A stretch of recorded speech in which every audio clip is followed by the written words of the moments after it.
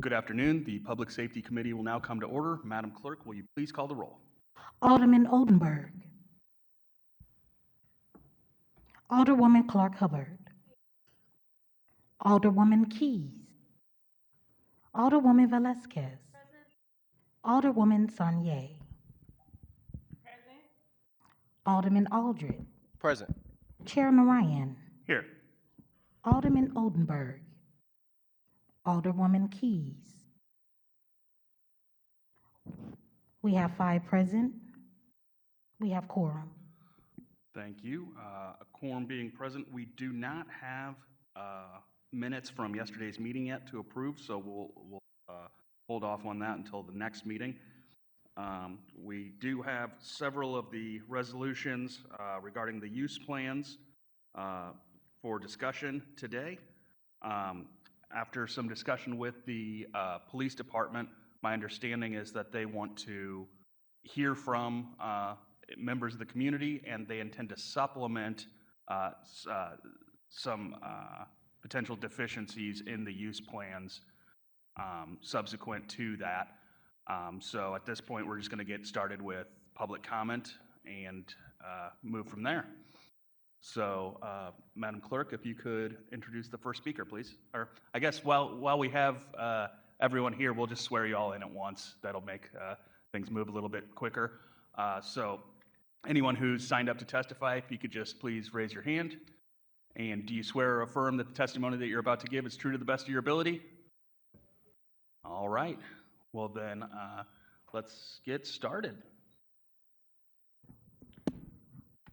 So we're going to start one resolution behind. So we're going to start with Resolution 186 first. Yeah, we'll do speakers testimony. on 186, then 187, 188, so on and so forth until we are through with everything. So the first person that we have speaking in opposition of Resolution 186 is Miss Annie Rice. All right.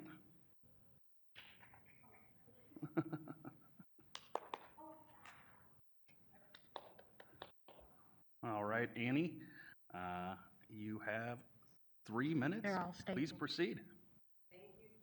Oh, are you on? Green light. There we go. Perfect. Good afternoon, Public Safety Committee and members of the public who are here. Annie Rice, I live in the 8th Ward. I'm here on behalf of Arch City Defenders. So in your inboxes, you received a detailed letter from a coalition of organizations about the spirit of Board Bill 185, the enabling legislation for this process. And the spirit is that the use plans are supposed to be a full picture of the technologies our city has and utilizes in order for the general public to be able to access in a meaningful way all of those plans, and then to provide opportunity for the public to give input to the board as to whether or not we agree with these technologies and these uses, and hope that you will vote along those lines as our representative. The use plans as presented are a decent starting point. We talked with folks from other cities and said, you know, they've seen better, they've seen a whole lot worse. So I do want to thank you all for the work that you've done in preparing those. And we appreciate greatly your willingness to take those back with comments and to revise. So because this is a one-time process, these documents are required to be preserved and posted as long as the technology is in use. And we have the time to get it right in this process. So thank you for following the recommendations of the coalition for updates and further clarifications. And I believe, okay, so this is the cell site simulator. I do appreciate Alderwoman Velasquez highlighting some obfuscation and potentially misuse of the cell site simulator in our city before public acknowledgement even that we had the technology. So I would actually love to hear more along that line of questioning and what the responses are to that, and maybe that takes place at the next hearing once we have some revised uses. But I think the main issue that we have is that without a technological description of the capabilities of the technology, it is hard for the public to understand how it's being used and why it's being used. So a detailed statement from the manufacturer to say, this is what this is, here's how it works, and put it in plain language for people who haven't been studying this for years to be able to understand how that works. It's a technology that those of us who have participated in First Amendment activity have noticed before. So I am also curious about when the types of criminal investigations in which it can be utilized, because I think that criminal investigations is a wide-ranging term and can apply towards people who are potentially walking in a street or shutting down a building or on an interstate, right? Is that the type of criminal activity that can result in the use of this technology? So also appreciate some clarity around when these IMEI numbers are gathered, how they're stored, if the IMEI numbers that you are looking for are stored, are they kept for prosecutorial use? Are they able to be disclosed in the process of a prosecution of a trial? Is a defense attorney able to see this is where we use this technology, this is where the number was found, and here's how we led to the warrant? So just building upon sort of the technological uses, I'd love to learn more. That is the 3 minutes. Thank you so much. Great, thank you. Thank you, Ms. Rice. Next, we have Mr. John Shafnoff of U-City.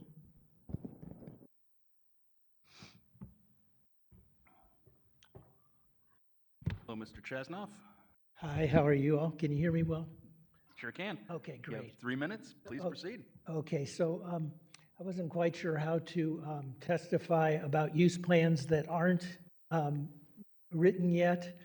So I wanted to use this first opportunity to discuss a couple use plans that I think are missing and which render the other use plans somewhat moot. So I'm opposed to this particular resolution and to all the other resolutions until we have a use plan on everything. The reason I'm taking that position is that we're missing use plans on the Real-Time Crime Center and on the St. Louis Fusion Center. And I looked up the definition of surveillance technology.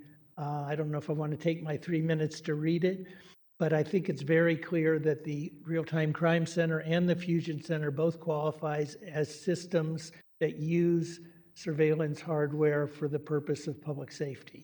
I think they clearly fit within the definition. And it doesn't make sense to have a use plan about video cameras, for example, without having some information shared and a use plan around the Real-Time Crime Center. A camera on the street taking pictures really isn't surveillance until it's collected and monitored and analyzed back at the Real-Time Crime Center. And they even, in the use plan for video cameras, they call it the Real-Time Crime Center Surveillance System. And so without those, we really don't have a clear picture of how any of these technologies are going to be used. Those are the hubs that are central to all of this. Now, it's possible that the city doesn't plan to continue use of the Real-Time Crime Center and the Fusion Center, and if they plan to disable those and render them non-functional, they don't need to put together a use plan. But short of that, I think they're in violation of the ordinance until those use plans are put together and approved. Thank you. Thank you. Thank you, Mr. Shafnoff. Next, we have Elizabeth Simikoff from the 3rd Ward in opposition.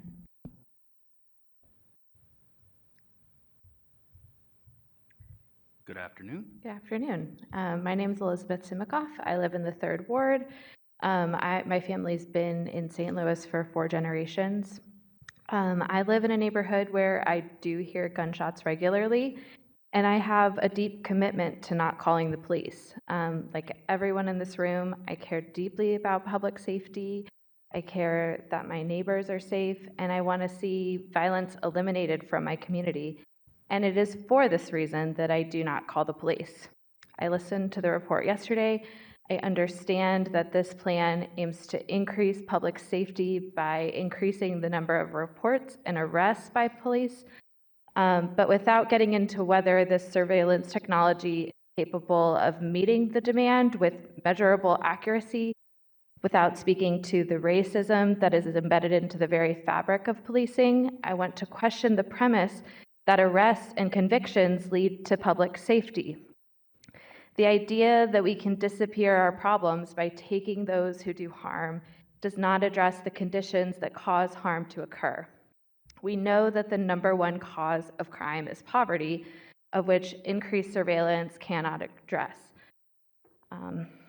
I would just encourage, I could tell you stories of my neighbors who are fighting their way out of poverty, about the long walks up the hills to the bus stops in the sweltering heat or the cold, the long days of waiting to hear back from the food stamps office, and the child that died on my street just this past week because of a lack of access to consistent medical care. I care deeply about public safety, and because I have spent time listening to my neighbors and learning about the impact the police has on communities like mine, a system that uses our precious resources on punishment and revenge cannot offer solutions to violent crime.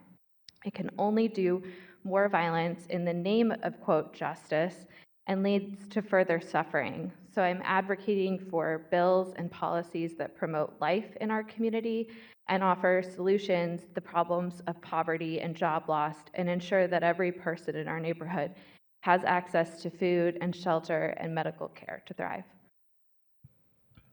Thank you.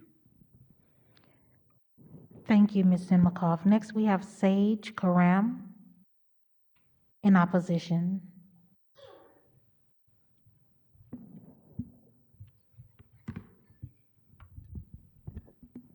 Hello. Hello, good afternoon. My name is Sage Coram, and I'm the Legislative Associate with the ACLU of Missouri. And I want to use the time today to clarify a little bit about how cell site simulators work. There were questions from the committee about that yesterday, and can use this example to highlight, sorry, the echo is tripping me up a little bit, why it's important to have adequate descriptions of technologies in these use plans. So our phones connect to cell sites or towers to receive their service.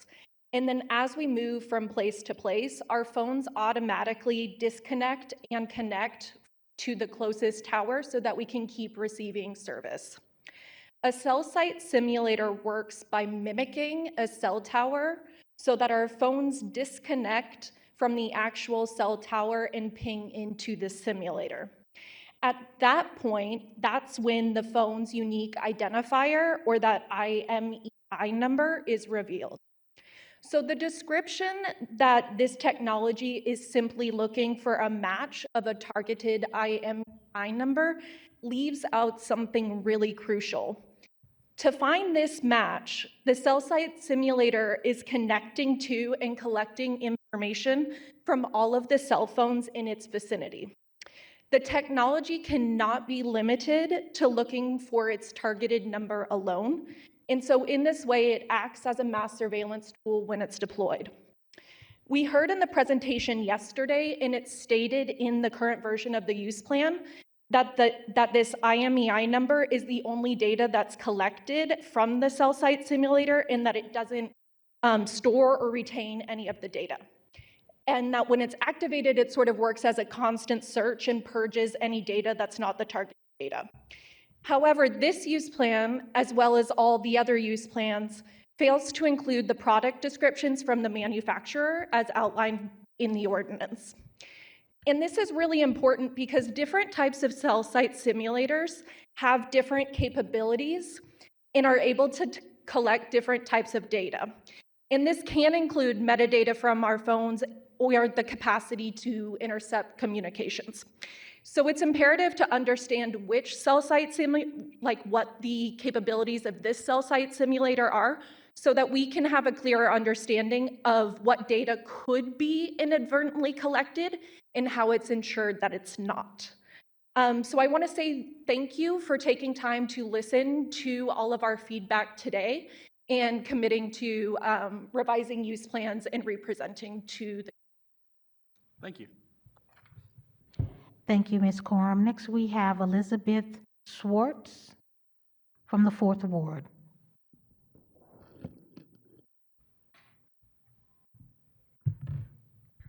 Hello, my name is Elizabeth Schwartz. I live in the 4th Ward. I did not plan on testifying today.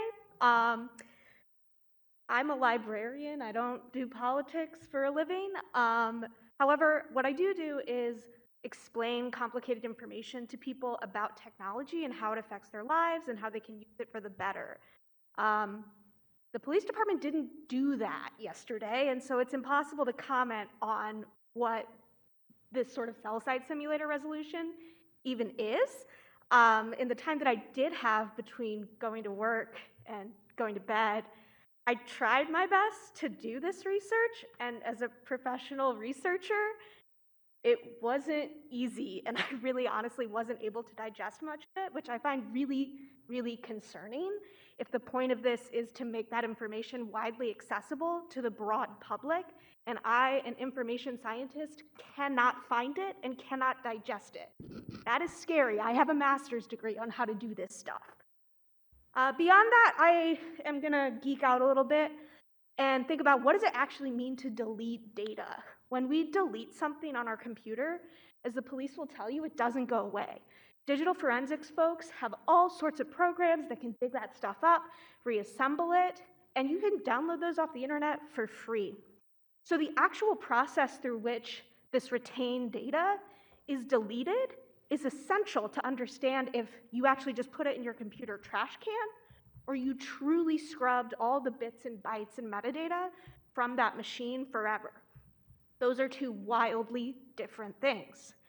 Beyond that, when we talk about sharing data with different government agencies, I don't know how that's happening, but if everybody is making copies of this data, I'd really like to know how the police department wants to ensure that they're purging all of this data at every single point in the network that they distribute it to, and the sort of technologies that all of the people at that point in the network are using to scrub that data as they claim they're gonna do. So I could go on and because I'm a nerd, and I think data's fascinating. But beyond that, like I don't care about data. I care about the people that it affects. That's why I'm a librarian, not a software engineer. And I would really like to see how the police department actually plans to use this information to make the world a better place, because I'm skeptical. Thanks. Thank you. She lives in the 4th Ward.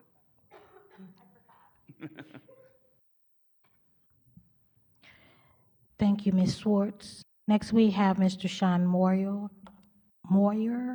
in the 9th Ward. All right, Mr. Moyer, you weren't here when we swore everybody in, so could you just raise your hand, and do you swear or affirm that the testimony that you're about to give is true to the best of your ability? I do.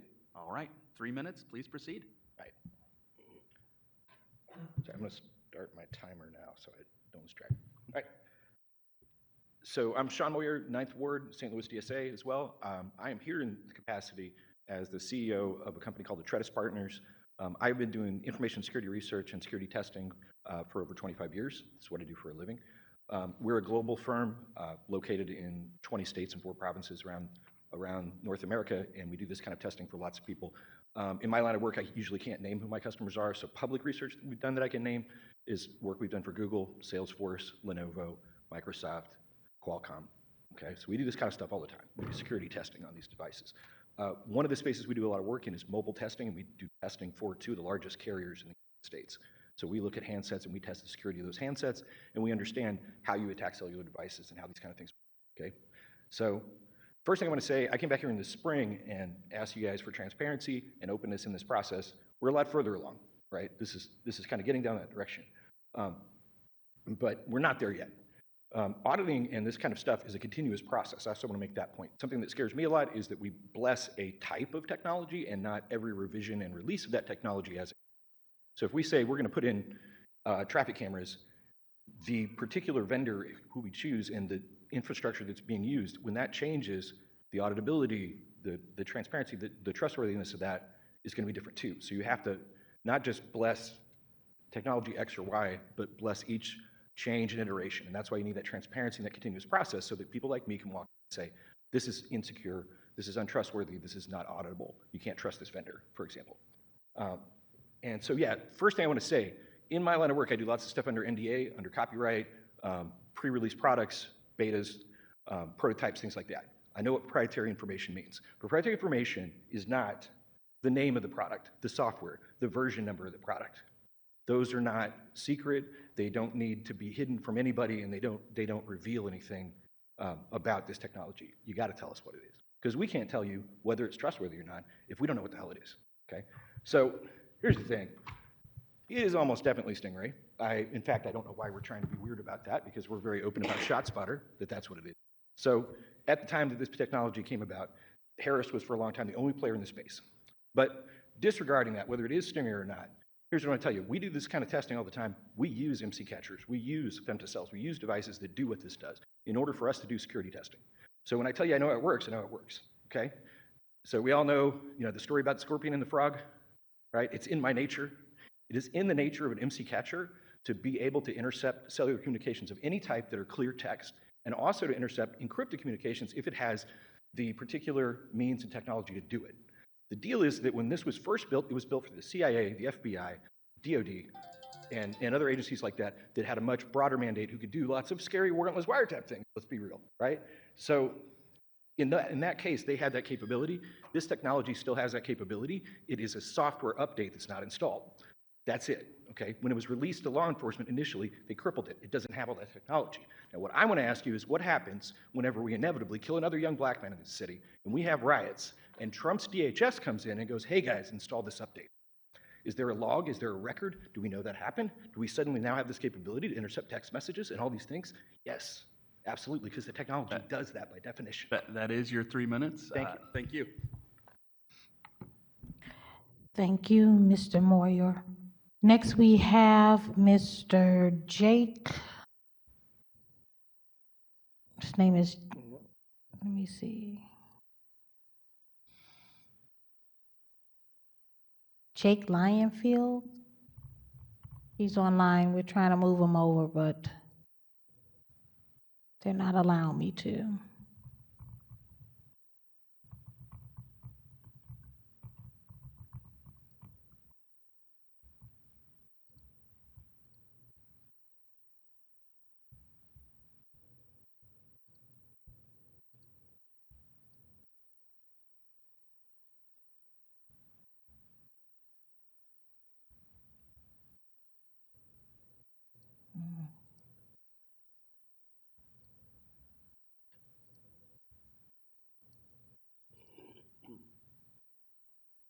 So next we have Mr. Jake Lionfield. He's online.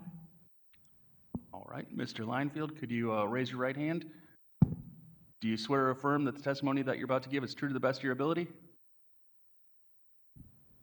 You're on mute.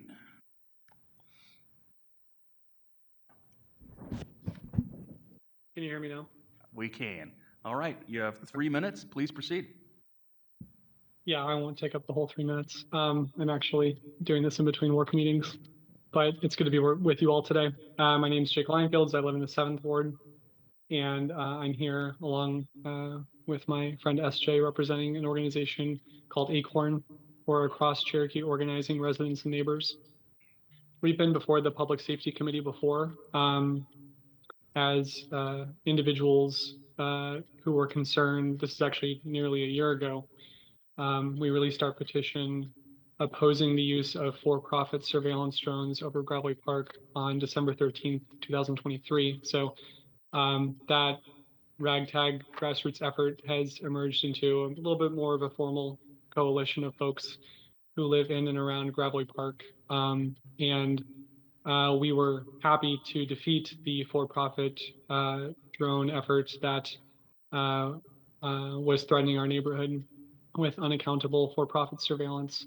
But that particular experience made me and hundreds of my neighbors very aware of how easy it is to use, and more importantly, abuse very powerful surveillance technology, despite what residents and neighbors want for themselves.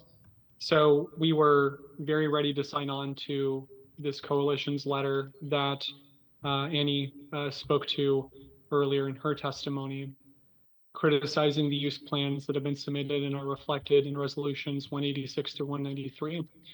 ACORN is an organization, once that drone proposal was defeated, started asking ourselves, okay, what does real public safety look like?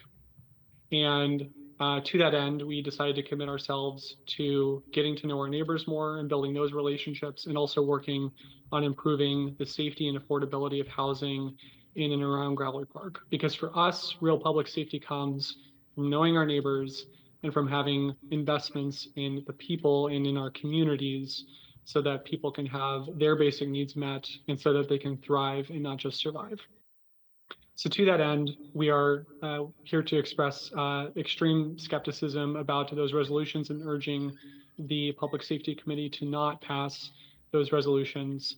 We want to see more detail in accordance with what's reflected in the letter, but just in general, we think that the St. Louis Metropolitan Police Department in many ways has a very high bar to clear if they want to even begin to try to reestablish trust with the St. Louis community, which it has repeatedly violated and hurt in so many formal and informal ways. Thank you for this time. Again, we oppose 186 through 193, and I hope you have a good rest of your day. Thank you. Thank you, Mr. Lyons-Fields. Next, we have Ariel. If you could state your last name and your ward as well. Thank you. Hi, everyone. This is Ariel Gruner. I live in the 9th Ward. All right. Could you raise your right hand? And do you swear or affirm that the testimony that you're about to give is true to the best of your ability? True to the best of my ability. All right. You have 3 minutes. Please proceed. All right. Increasing policing does not make us safer. It takes away money and resources from other, much more effective ways of preventing crime from ever happening. When funding public safety means more money for our inflated police budget, it also means not funding so many other things that would benefit St. Louis City residents. We need programs that prevent crimes, not just policing to potentially solve crimes after the fact. I want people not to get hurt in the first place, and the evidence shows that solving poverty is the quickest route to lowering crime. Instead, we are choosing to spend more money on criminalization. We cannot always use a hammer to solve our problems. If this passes, we are giving police access to vastly more power than they currently have, power that will most definitely be abused. History is a judge of that.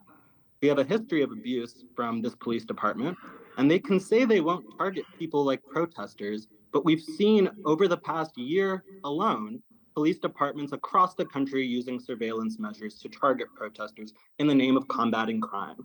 You can always call something crime and then use it in the name of crime. So like this kind of wordplay and saying it won't be used for protesters, it'll be used for whatever they want it to be used for. And whoever's in power will be able to control that. So I think we should not be passing any of these things. And thanks for letting me talk. Thank you. Mr. Ariel, thank you. Could you spell your last name for me?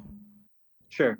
Groe, N as in Nancy, ER. Thank you. Next, we have Ms. Inez Bordeaux.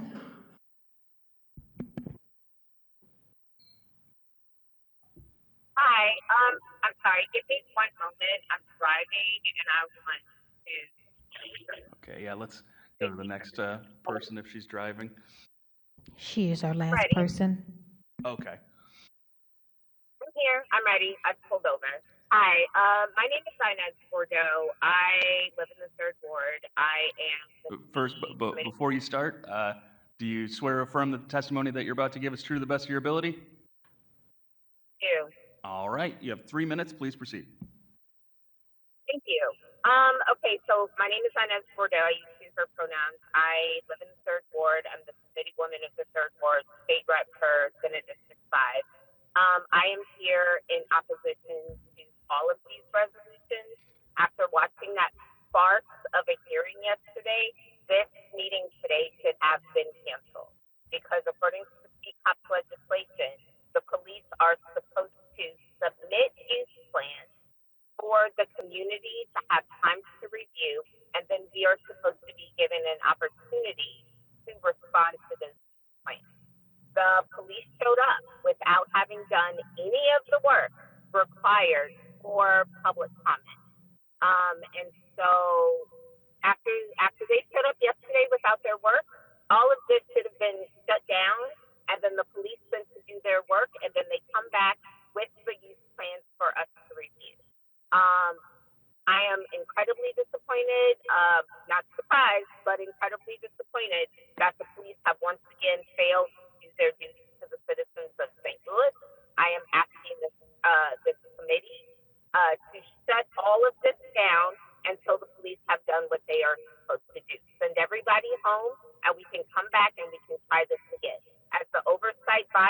the Police Department of Public Safety, this committee has an obligation to follow what CPOP called for. Whether you all liked it or not, whether or not you supported it or not, CPOP was signed into law by the mayor over her opposition, over the opposition of the police, and some opposition from the members of this committee. But regardless of all of that, this is the law of the land.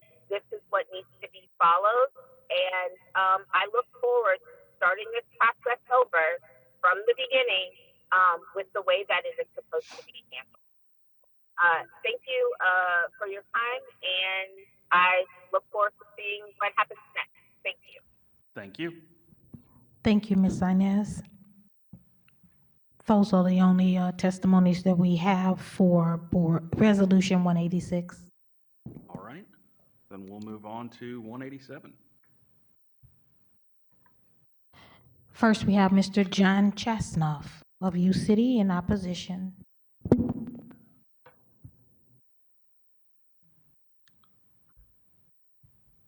All right, 3 minutes, whenever you're ready. Okay, so what I'm going to try to do today, there's so many problems with each of these. I'm going to try to just point out one or two things in each of the resolutions that I think need highlighting, but I don't want you to take that to, that the rest of the use plan is okay, because it's definitely not. On this mugshot recognition technology, it says in the whereas clauses and again in the body of the use plan that this is a technology that does not use facial recognition technology. Rather, it utilizes and applies an algorithm to compile an array of photographs with physical characteristics similar to those of the suspect. That sounds like facial recognition to me. I don't understand how they compare photographs and put together a compilation of photographs without using facial recognition. And so I think that the police department is trying to downplay this technology. I'm not sure why, but I think it's an important thing. First of all, in the policy that they cite, I quote, the RTC will generate a facial recognition image compare report. So if their own policy is calling it facial recognition and it seems indistinguishable from facial recognition, then I think it is facial recognition. Now, I think that's important because in 2015, there was a city policy that was put out that encompasses the use of facial recognition. And it says that facial recognition shall not, and this is a policy that was different from the police department policy, but is not cited in their use plan. But that policy says that facial recognition can only be used if there's a criminal investigation. Now, throughout this use plan, they say that the mugshot recognition program will only be used in criminal investigations. So on the surface, it seems like it's not in violation of the city policy. But if you read their own policy that they quote in the use plan, what they link, it says that this is going to be used for lost children, vehicle accidents, and several other uses that are not criminal investigation. And this is a pattern throughout the use plans. They say one thing, but then contradict themselves someplace else. So we need to know, is this facial recognition, does it fall under the city policy? Are they using it for criminal investigations as they say in one place? Or are they using it for expanded purposes as they say in their own policy? Thanks. Thank you. Thank you, Mr. Chasnoff. Next, we have Ms. Annie Rice of the 8th Ward.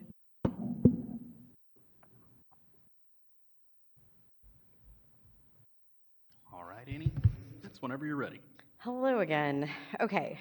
I just echoing what John just said about facial recognition technology. I also don't know why the resolution itself is where it states that this is not facial recognition technology. That's not actually in the use plan. It's in the title. And so the definition of facial recognition technology, it's a contemporary security solution that automatically identifies and verifies the identity of an individual from a digital image or video frame.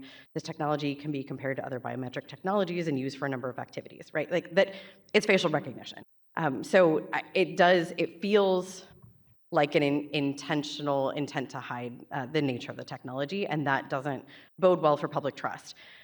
We heard back in the spring, the representative from the NAACP was here and talked about specifically facial recognition technology and its inaccuracies, particularly for Black women and younger Black women especially. And this has been documented, and I want to highlight that testimony, and maybe it's worth going back and looking at, but the idea of comparing mugshots to mugshots with the inherent racial bias that exists in the technology, knowing that they're also only comparing against people who have already been involved in the criminal legal system, have had their mugshots taken, creates a potential for people to continue to be rebooked on things, to be reinvestigated, just because they had prior interactions with the police.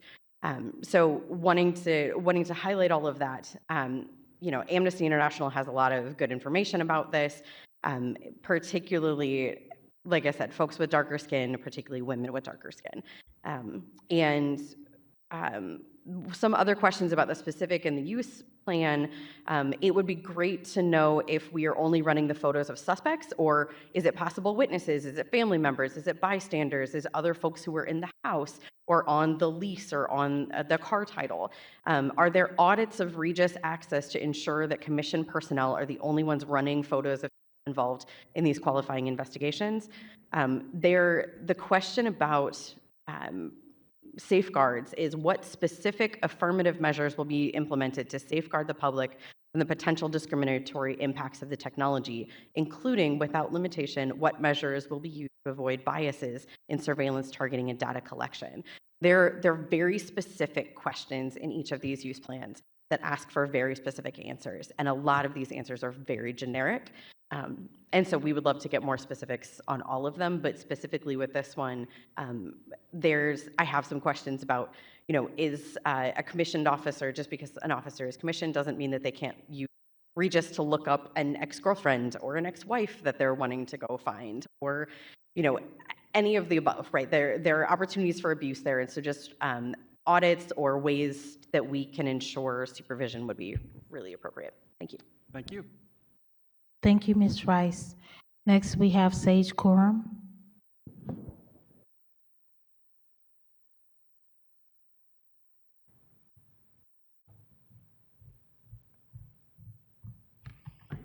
Hello, Sage Coram, ACLU of Missouri. Echoing the testimony that we've just heard from Annie and John, this use plan is particularly troubling because the mugshot recognition technology, or SMRT, is qualified as not facial recognition, and there's really incomplete information on data sharing and discriminatory impact in this use plan. The claim in the use plan is that SMRT operates like a publicly available image search on the internet. That's facial recognition technologies are not saying generally that these images or faces are similar, but rather they take measurements of physical characteristics of the facial image and then use that to compare against other facial images. The use plan references and hyperlinks to a governing policy for SMRT, which is in there, I think it's SO 527. And then on page V3 of that policy, it indicates that as part of SMRT inquiries, a quote unquote facial recognition image compare report will be generated. So this acknowledges that SMRT does in fact operate using facial recognition technology. Additionally, the plan raises many questions about data sharing. It's identified that this technology is managed by the St. Louis Fusion Center and used in concert with the Real-Time Crime Center. The governing policy, that hyperlinked policy, also indicates that SMRT data is collected by law enforcement agencies participating in quote unquote the SMRT data sharing project. But those agencies and their sharing and retention policies are not known as detailed in that governing policy. Finally, there's repeated evidence that facial recognition technology is biased and misidentifies faces of color, women's faces, and younger older faces with higher frequency. So given the documented discriminatory impacts of this technology, how can its continued use be justified and understood? So if the BOA is interested in approving this technology, reporting measures for tracking positive identification and the effectiveness of this technology should also be included and ensured in the use plan before its continued use is approved. Thank you. Thank you. Thank you, Ms. Corum. Next, we have Elizabeth Swartz from the 4th Ward.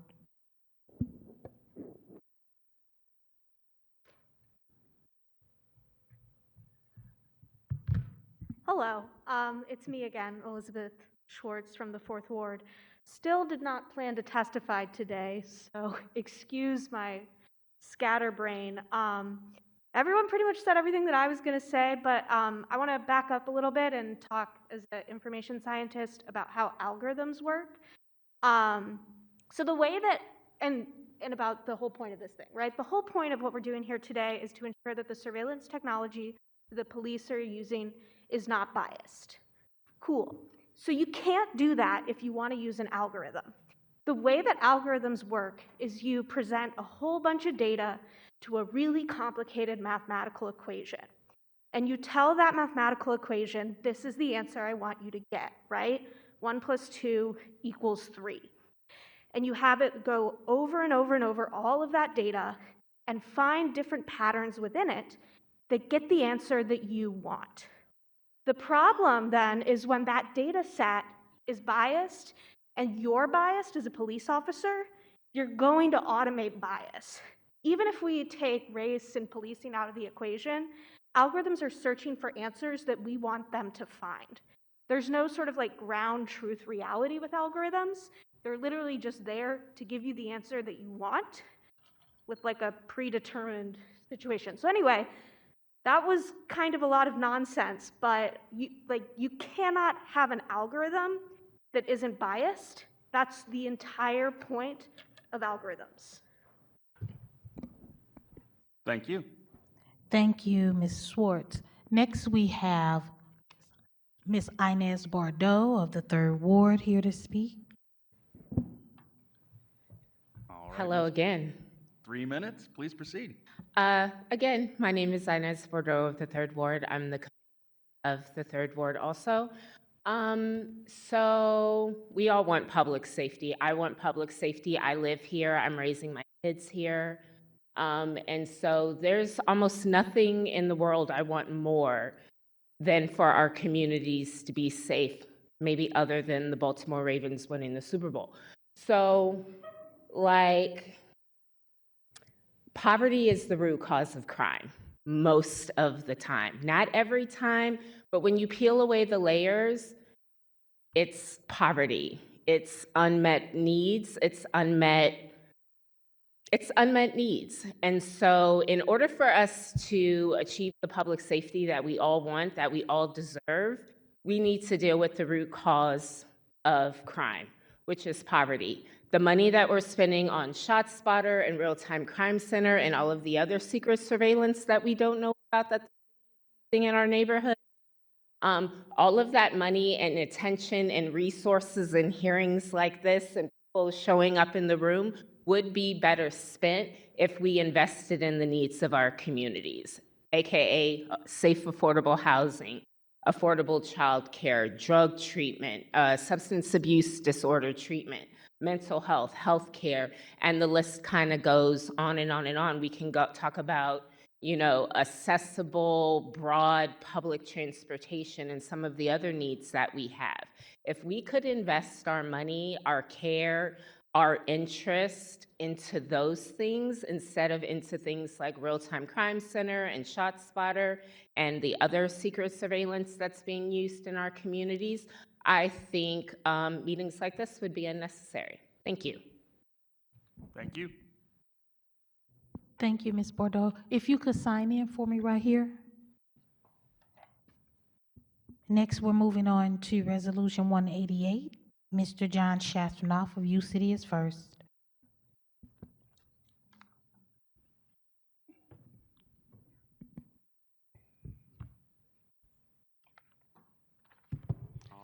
Chesnoff, 3 minutes, please proceed. Okay, thank you.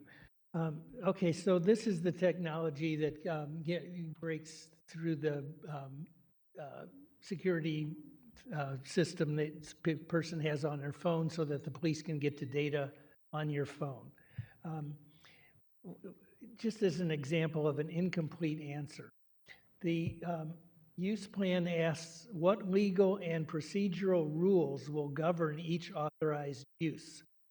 And the answer that the police department gives is to say, well, there has to be a search warrant, and it describes that, and exigent circumstances, it describes exigent circumstances.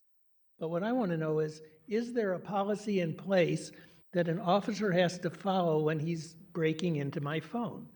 What can he look at and what can't he look at? Can he only look at things that are relevant to a specific crime, or can he go through all my pictures for the past, my phone probably has 20 years worth of pictures on it. That is not answered in this use report. And it's particularly relevant because it's been brought up before, but it's true for this use plan as well. When we're asking what are the capabilities of the technology, we don't get an answer. So I don't know what this technology has the capability of looking at when it's on my phone. Can it just go into my Facebook account? Can it go through my WhatsApp account? Can it get into encrypted files that I have? I don't know what its capabilities are. And since I also don't know what the procedural limits are on the police officer, I really don't know much about how this technology is going to be used. And I think this is the problem that comes up over and over again. Am I in favor of this technology or opposed? Well, I'm very suspicious, but I really don't have enough information from this use plan to know what the technology does and what the potential harms are. And so we're really not providing the public, again and again, we're not providing the public sufficient information to make intelligent choices on this technology. Thank you. Thank you, Mr. Chasnoff. Next, I have Ms. Annie Rice. You guys should have really sat up in the front, getting your steps in. Listen, we got to get our steps in, so we'll keep it. All right, here we are again. So I'm gonna use this technology to highlight some sort of broader issues with answers in each of the use plans. Specifically for this one and one of the in 2 more resolutions we'll get to the cameras, the category is way too broad. So per the ordinance, there needs to be a plan for each technology being used. So there's a list of technology included under this resolution that is numerous, and none of the answers go into specifics about what specific technology can do what and what the limitations are, what are the procedures for protection of the data or sharing of the data. It's all lumped together as one, and so we don't have the technological specifications, so we don't know what the technologies are or how they're answering these questions. So, if there was a way to I realize it's a lot, but each of these technologies is different and has different use, should have different policies and procedures, and should have a different use plan. One of the things, like for instance, under the surveillance data sharing answer, it says that no sharing is needed, but does that mean to the Real-Time Crime Center or the Fusion Center? What does it look like for another agency to request any of the forensics that came off of this? An overarching question is, how is data shared to defense attorneys or to members of the public whose data may have been collected and then not used in an investigation? How are they ensured that their data is erased, right? We've talked about whether or not data can be truly erased. But there needs to be some transparency in these plans about when we're talking about sharing, that includes for prosecution purposes, right? How does that information make its way to the prosecutor? How does that information make its way to the defense attorney? What is available to Sunshine Request, what is not? Costs, I appreciate that we've gotten some costs about how to, but the purchasing of the technology as their subscriptions. It would be great to have the personnel included in the cost. So how many staff are in the Real-Time Crime Center? How many are in the Fusion Center? How many staff are being used to use this investigative technology? And some of it is part of a detective's job, part of it is Is there someone actually sitting in front of the computer running each of these procedures? We don't know without that disclosure. Right, so public,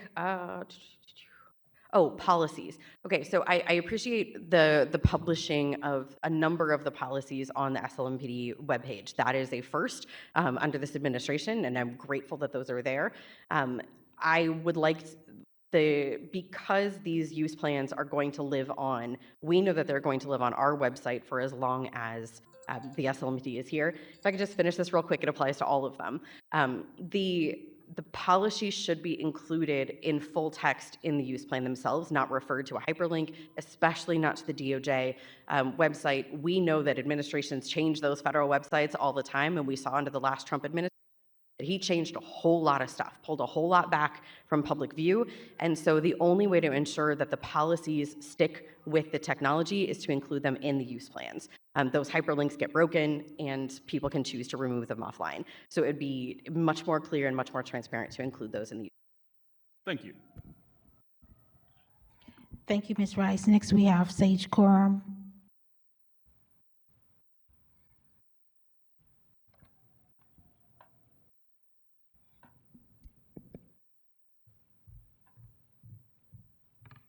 Hello, Sage Corum, ACLU of Missouri. Really, again, echoing what's been said before, so I'll amend my testimony a little bit to highlight something in particular. So the problem with this use plan, and that's reflected in other ones, is that it refers to these technologies, but it doesn't name them, and it also doesn't indicate how many there are. So it lacks a whole lot of transparency, and we really don't understand what they do. So within the use plan, the data collected from the technologies is stated as, quote unquote, not limited to various forms of communication, images, IP addresses, and application uses. So those are 4 really big buckets, but also including the not limited raises a lot of questions. The 2024 technology report that was produced in accordance with Executive Order 78 states that the data storage policy for cybercrimes and crime analysis technologies is 6 months. First, it's unclear if the cybercrime technology presumably included in this use plan are the same technologies being referred to in the technology report. So that's first. If they are the same technology, then the data retention policy plan doesn't match what's said in the report. And if they're not the same technologies, then there's the existing cybercrime surveillance technologies alluded to in the report that are missing a use plan. So those are my top lines on this use plan. Thank you so much. Thank you. Thank you, Ms. Corum. Next, we have Elizabeth Schwartz.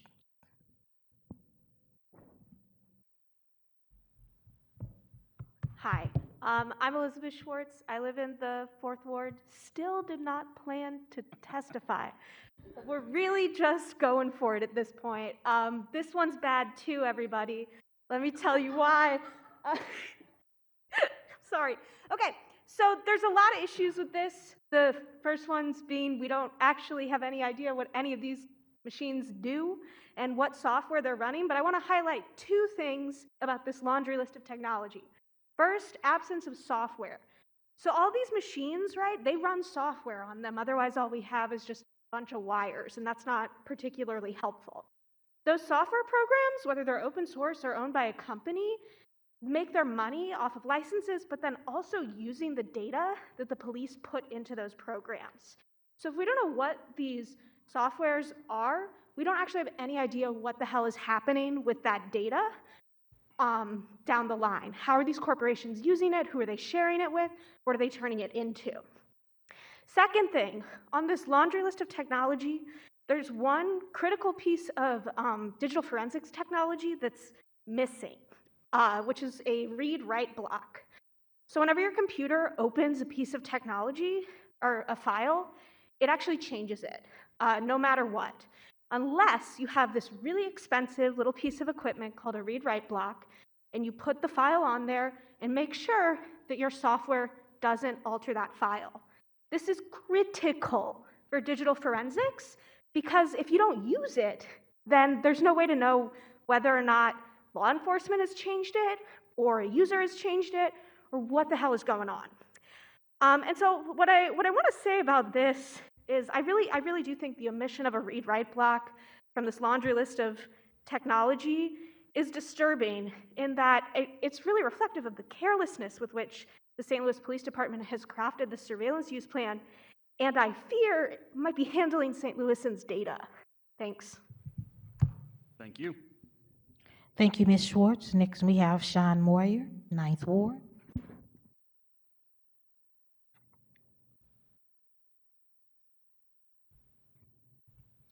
All right, yeah. Please proceed. Hey, guys. Yep. Sean Moyer, STLDSA, 9th Ward, CEO of Atretus Partners. Like I say, I've been doing security research for a really long time. We know a lot about this space. I've done work in this space myself from a corporate security perspective. We also use a lot of these same kind of tools for employee investigations, things like that. And so I'll echo what everyone else has said. There are no tools named. There's no software named. Once again, that's not proprietary information. Those things end up public on procurement, documents and things like that too. There's not any reason to keep that information from us. My guesses would be Encase and GrayKey, a couple other tools like that. These are widely deployed in lots of law enforcement. The thing that I will say about actually this particular one is this does have a lot more detail. It doesn't surprise me because this is a more established capability in any department, so they're going to have been doing this for a while. So I understand what's actually going on when reading this a lot more than I do some of the others. The good news, I will say, and I'm trying to focus on the technology implementation as opposed to the ethical realm. Lots of other people talking about that, right? So the good news is that when you do these kind of things, there's chain of custody, evidentiary rules, things like that. I mean, you want to have good logs and good auditing for this stuff, which is great. I don't know where those logs are. I don't know where they live. I don't know how long they're kept in reality. Now, we can say in a statement, we do this or that, but if I'm looking at this from an IT perspective, I need documentation and proof in order to trust it. And the bad news is in every one of these documents, the oversight to make sure that that happens is somebody else in the department. It's the manager of that team in most cases, or something similar to that, the director of. And the reality is you can't audit yourself. The reason that all of this entire sort of process exists is so that we can have that kind of oversight and transparency. And that also means you need to establish that auditing and oversight capability needs to be outside the department. That's a fundamental principle of how you audit control systems, things like that. You can't audit yourself. So you have to have some means to review these things. That can come from oversight like this. They can come from citizens coming in and helping, but we don't have that information. Again, I can't tell you whether this is, the Wild West or trustworthy just from the documents that I'm reading, because I don't have really enough real information about it. Like I say, one thing that really jumps out is that each one of these says they're responsible with their own compliance with the policy, and that's not how you do these things in any organization implementing any technology that handles sensitive information. You just don't. You can't audit yourself. Yeah, I think that's the main thing. I'm going to try not to talk about every one of these, but just the ones where I notice, okay, as a technology practitioner, do I have enough information to understand this? And I don't. And like I said, I feel like a lot of that is, for one thing, and I understand that, and I'll say that to the guys on the other side of the room, you get this audit document, you have a real job you got to do, and you also got to comply. You got to write this stuff up and provide these documents. It's a lot of work. It's outside of your day job. I get it. But we need more information, and we can't hide behind the words proprietary information because, again, software versions, the names of the technology, things like that, that's not proprietary info. All right. Thank Thanks. you. Thank you, Mr. Moyer. Next, we have Ms. Inez Bordeaux. I think we're setting a record. Okay, great. Do I need to? 3 minutes, please proceed. Great. Inez Bordeaux here yet again. This use plan is incredibly broad and incredibly opaque, which is the opposite of what CCOPS calls for. I know because I helped write the legislation. I can't help but feel like it feels very intentional, and that's disappointing, but again, not surprising. It feels very much like it was 11:59 and these use plans were due at 12 o'clock. That's the vibe that it's giving. And I'm sure the police department was hoping that we wouldn't notice, but we did. I hope you did too. And so I look forward to coming back and testifying again once we have actual details around this particular use plan, because I think if there is a bar for transparency and accountability, the police department has failed to meet it. Thank you. Thank you. Thank you, Ms. Bordeaux. Next, we have Ms. Rachel Hurtado of the 7th Ward.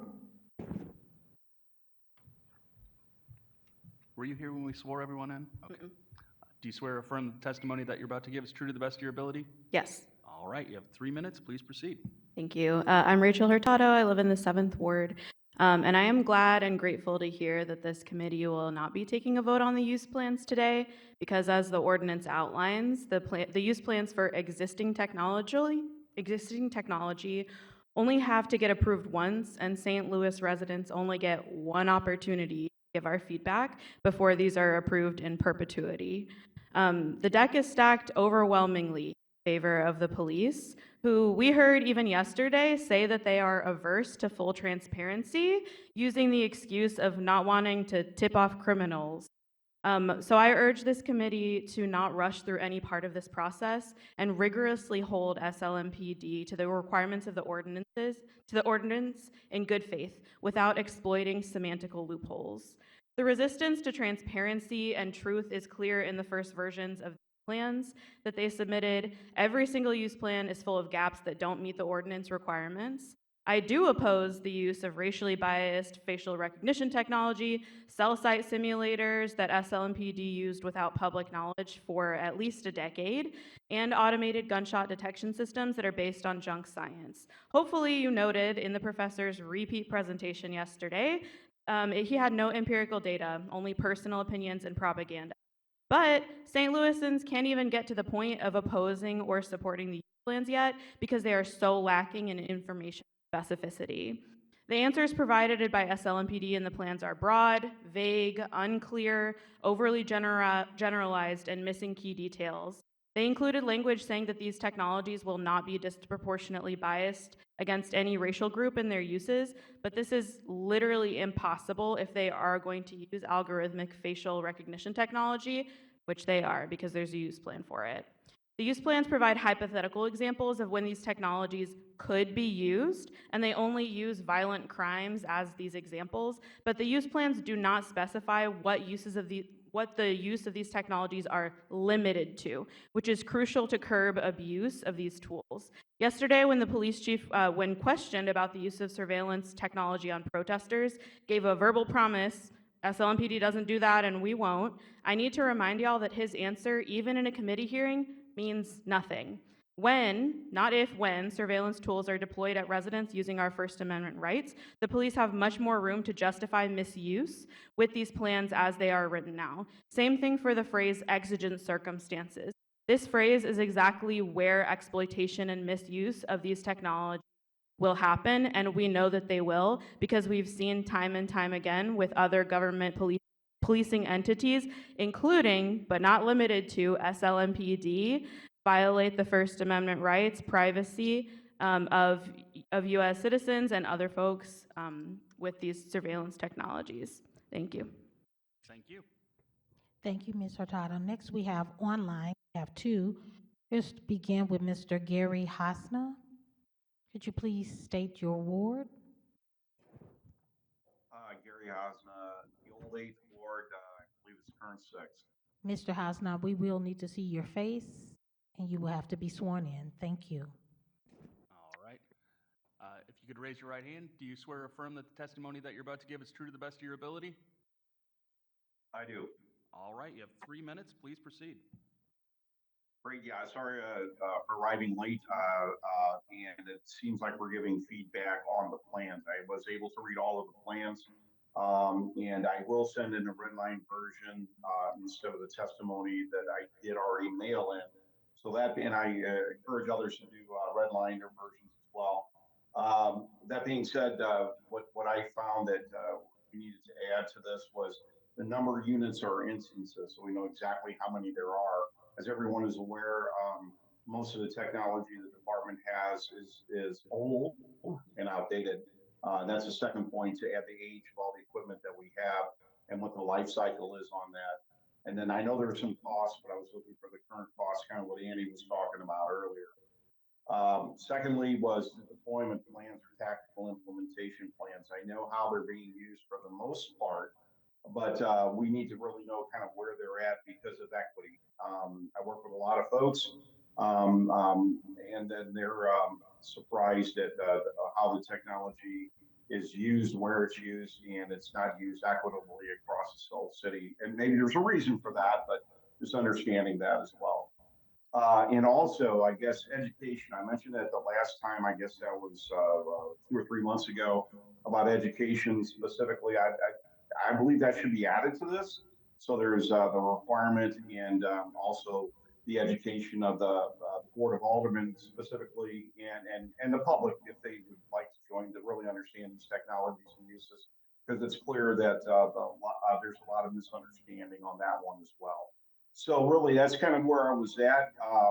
And related to, I heard the talk about the facial recognition and a few of the other technologies as well. I've seen that firsthand, know how it works, I've seen it work successfully.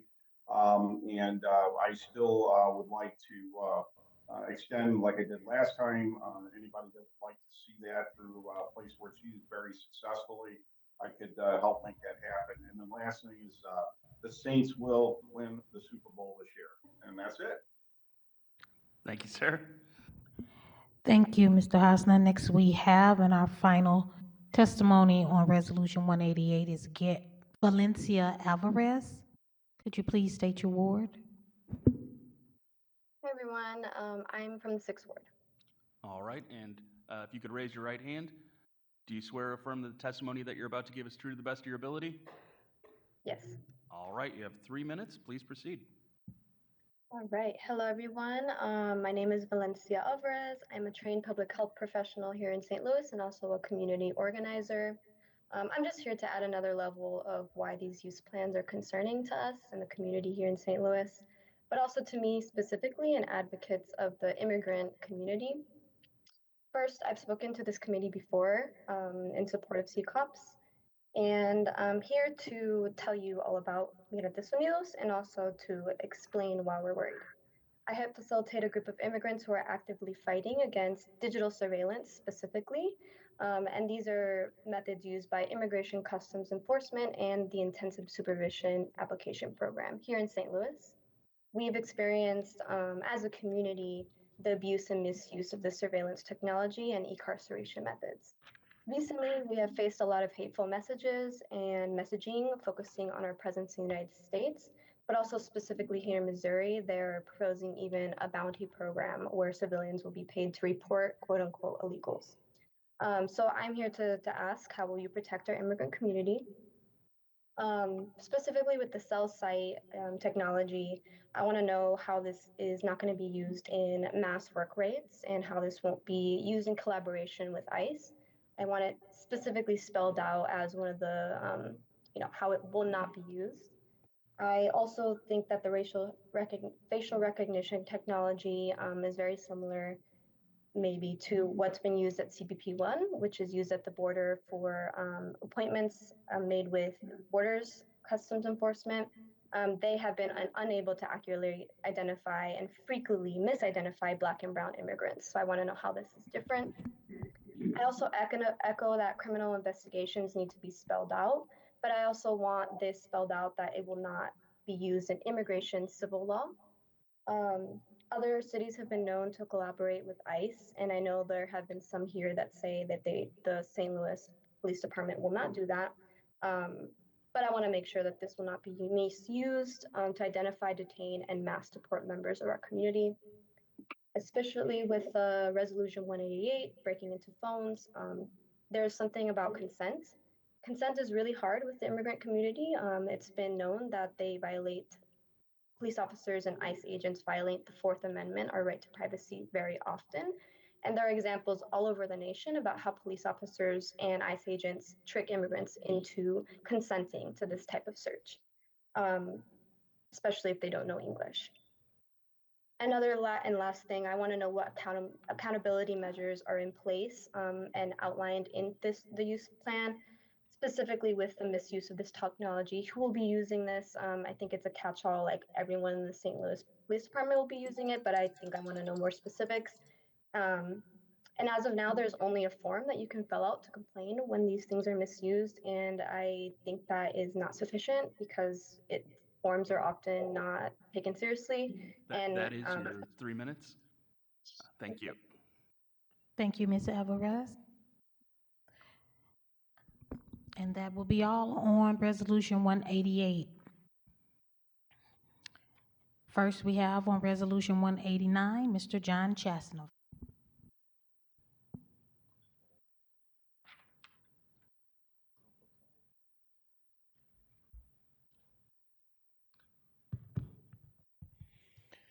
So it struck me Please proceed. fairly impactfully that we heard twice yesterday from a consultant with the police department talking about ShotSpotter and why it was a good program. What we have not heard about is the earlier report that was put out by the head of the data analysis within the SLMPD. And that report was incredibly critical of ShotSpotter, calling it ineffective, and pointing out a huge number of problems with ShotSpotter. So now we have dueling reports, but the report that we got yesterday I thought was incredibly deficient. First of all, it said that one of the reasons we need ShotSpotter is that we have a lack of call-ins from community members when gunshots are fired. But that earlier report points out that ShotSpotter actually suppresses community involvement and community call-ins. So if we really want to get up the number of community call-ins and we want to have a police department that's responsive to people, we have to look at the problem of why people are afraid to call the police department. They're afraid of somebody coming to their house and outing them to their neighbors. And we need to set up a system where people can call the health department or someone else other than the police department if we're concerned about getting to victims in time. But yesterday's report was deficient in a number of areas. He ended by saying that we really need a data-driven approach. And he's trying to create data that we can use to determine if this program is effective. But what he actually said was that we don't have data on whether or not ShotSpotter helps with investigations. We don't have data on whether or not showcasing analysis is really helpful. And we don't have data on how accurate ShotSpotter. Those are all things he said yesterday to you all, and then ended by saying we need to be data-driven. But we really then don't have the data, and that was what I took away from his report yesterday. We don't have the data to determine if this is a useful program or not. Thanks. Thank you. Next, we have, I'm not sure, is this S.J. Creek? If you could state your first name for me, please. Hi, I'm Dr. S.J. Creek. I'm sorry? Dr. S.J. Creek. Thank you. Were you here when we swore everyone in? Yeah. Okay, perfect. Hang on, You I have heard 3 there's a- minutes then, please proceed. Thank you all for letting me speak today. My name is S.J. Creek. I'm a sociologist living in the 7th Ward. I'm also a member of ACORN. And so when I'm thinking about public problems like public safety, as a sociologist, I look to peer-reviewed scholarship, and so I'd like to share what the literature actually has to say about ShotSpotter and what it means for the communities that it's deployed within. So I'll start with the 2013 study by Choi and his colleagues that found that although ShotSpotter technologies do result in a greater number of police calls, they do not result in greater case resolutions. In 2020, Professor Maris, who actually spoke yesterday alongside Emily Blackburn, who's a member of SLMPD, published an article concluding that in St. Louis, quote, Our results indicate no reductions in serious violence crimes, yet ShotSpotter increases demands on police resources, end quote. In 2021, in the Journal of Urban Health, Dr. Mitchell Duchette and colleagues found that implementing ShotSpotter technology has no significant impact on firearm-related homicides or arrest outcomes, and they conclude that policy solutions may represent a more cost-effective measure to reduce urban firearm violence. In the same year, Chicago's Office of the Inspector General issued a report finding that while ShotSpotter technology rarely produces evidence of a gun-related crime, it has significantly and negatively impacted the way police treat people who live in neighborhoods with greater ShotSpotter events, and only serve to further degrade police community trust. So on the recommendations of that report, ShotSpotter the city ended its relationship with ShotSpotter. A similar graduate thesis in 2022 found the same thing for Kansas City, and this was found in that ShotSpotter led to increased stop and risk behaviors from law enforcement in Brooklyn, Columbus, DC, San Francisco, and Indianapolis, as well as further degradation of police community relationships. If I had more time, I would deliver a full white paper on this, and I could, but I have 3 minutes, so I'll conclude with this. Spending an additional $4.8 million on the junk science of ShotSpotter is a waste of money, and it's not supported by mainstream public health, sociology, or criminology. I suggest we instead follow the lead of Chicago, New Orleans, Trenton, San Antonio, Charlotte, Dayton, Mobile, Canton, Durham, and end our ShotSpotter relationship, and instead let us heed the words of Dr. Duchette and his colleagues in the Journal of Urban Health. And why not invest that money into public policy that actually materially improves the lives of Black and brown communities in St. Louis? Thank you for your time. Thank you. Thank you, Ms. Creek. Next, we have Ms. Annie Rice.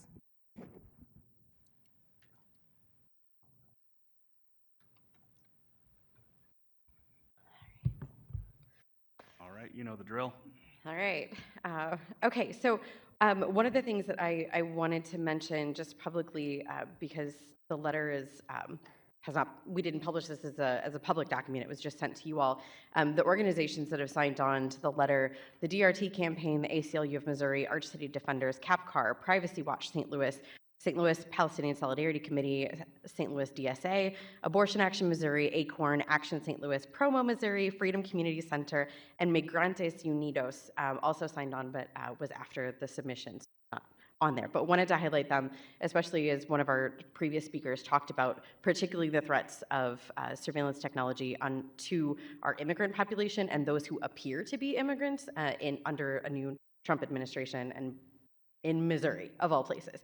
So wanted to highlight that for us. I appreciate a lot of the previous comments that were submitted around this. Some questions that I continue to have around ShotSpotter are, when it was first introduced, it was presented as an immediate response alternative to neighbors failing to call the police when they hear gunshots. And I think that so far the data has shown that it actually does suppress the calls for service. I know that we are working on our 911 system. It would be great if those were answered immediately and folks felt that when they called for help that someone was actually there to answer and respond. But one of the things with disclosing the areas that ShotSpotter is deployed in publicly would help people understand if a technology even is there or if they should still be calling for help. If the goal is to build trust in the community, then relying on a technology is not actually building trust because a person is not responding, a person is not being a witness, is not being protected in their witness to the crime. There's a lot of removal that happens when we insert this type of technology. There is a proliferation of guns and gunshots in our city, and we need to protect the people who are calling, and we need to make sure that we're not sending police into an area where they think that they could potentially be shot at, and maybe using guns and ending up in a tragic situation like happened in Chicago. I do think the reason or the way that this has been presented going forward is that the bullet casings are collected on site after the fact and then compared to guns. I want to say that bullet casing forensics are not proven. According to several scientific reports and legal critiques, bullet casing forensics, also known as firearms analysis, is on the border of junk science due to a lack of robust scientific validation, inconsistent results between examiners, and concerns about the reliability of identifying a specific firearm based solely on the markings of a cartridge casing.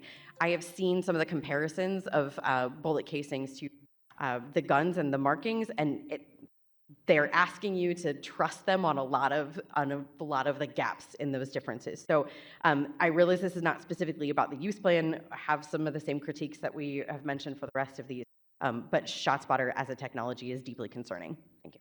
Thank you. Thank you, Ms. Rice. Next, we have Terry Coates of the 3rd Ward. Hello. You have 3 minutes.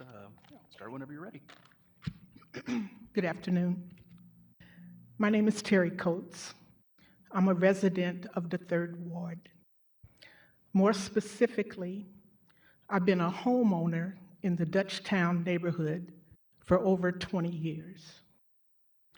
I've seen a lot in those 20 years, but nothing more appalling than the ginormous monstrosity, better known as ShotSpotter, that litters the street corners like something out of a doomsday movie. I can't help but wonder, what have we done as a community of color that is so threatening to the city that law enforcement would feel the need to put us under a microscope of consistent surveillance, all in the name of public safety?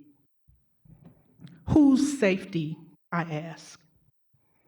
Since when has anything relative to police been proportionate in this city? ShotSpotter only impacts communities of color. Our tax dollars are being used to purchase or enhance equipment to trace our faces, read our eyeballs, scan our license plates, ping our cell phones, and allow cameras to follow us around like we're in a concentration camp without a fence. I stand here as a homeowner, tax-paying registered voter, and law-abiding resident of this city, imploring this committee to discontinue junk science that disproportionately impacts people of color. Thank you. Thank you. Thank you, Ms. Coates. Next, we have Sage Coram.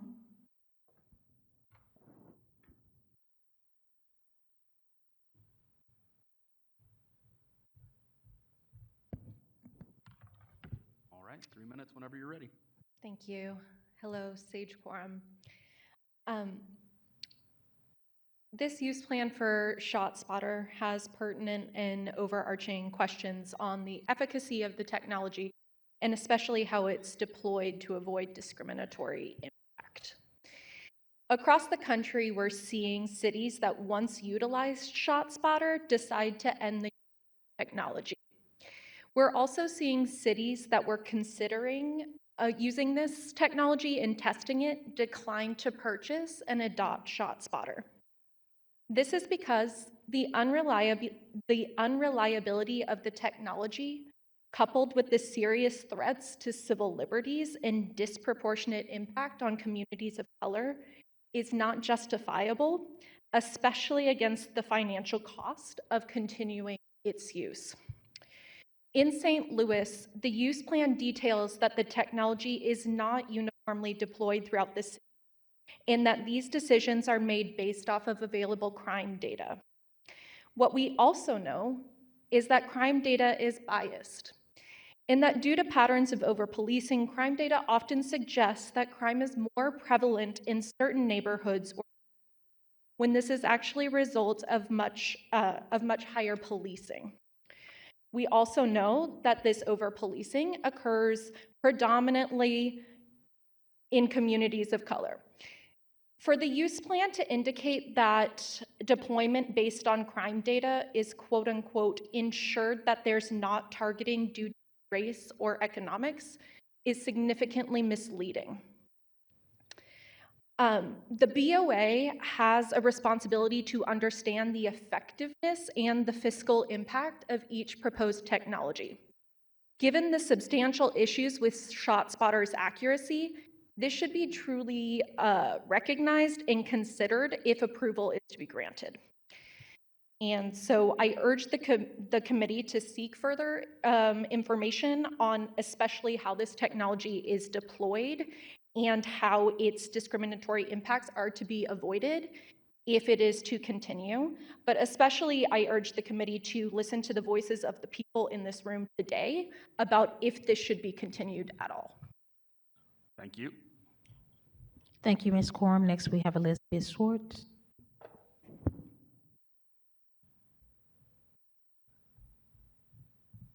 Minutes whenever you're ready. I'm ready, as I'll ever be. I'm Elizabeth Schwartz. I'm in the 4th Ward. So I have like 3 things that I've been stewing about over this one. Again, didn't have time to prepare to testify because the plans were that hard to find. So anyway, I want to talk first about the local, or the expert that the St. Louis Department brought in as somebody who works in academia. So first of all, I think it's kind of unfair to bring in an expert that you all are working with on a grant. As someone who works in academia, we know that grants are bread and butter. If you don't get grants, you get fired. You don't get tenure, it's a problem. So bringing in an expert who is materially, financially incentivized to guarantee the success of this technology and implementation in the city of St. Louis is not exactly an unbiased source. That being said, as John brought up, even our pretty biased expert told us that, yeah, we don't have the data to support this thing, right? What he did say is whenever the police fire off a gun, the cops should, or whenever the whenever the community fires off a gun, the police should show up. And I think that, I'm not sure I totally buy that idea. I think it kind of gives the police a monopoly on violence. But beyond that, what if instead of doing that, we spent those $70,000 per square mile that ShotSpotter runs the city on like actually investing in those communities instead of putting up a disgustingly dystopian monstrosity on every street corner. And then finally, librarian hat back on. Again, the deletion of this data is not this sort of uncomplicated process, and we're working here with a proprietary software developer. We don't know what they're doing with the data. If we believe that the St. Louis Police Department is truly just using this stuff to say, okay, that's a gunshot and that's not, cool. I'm not sure we should just naively believe them, but let's say we do. But what is the corporation that owns this SoundThinking doing with that data, right? They're certainly not just purging it. They're doing something with it. And so we don't have this sort of like transparency that is required by CCOPS to pass this. Thanks. Thank you. Thank you, Ms. Schwartz. Next, we have Ms. Inez Bordeaux.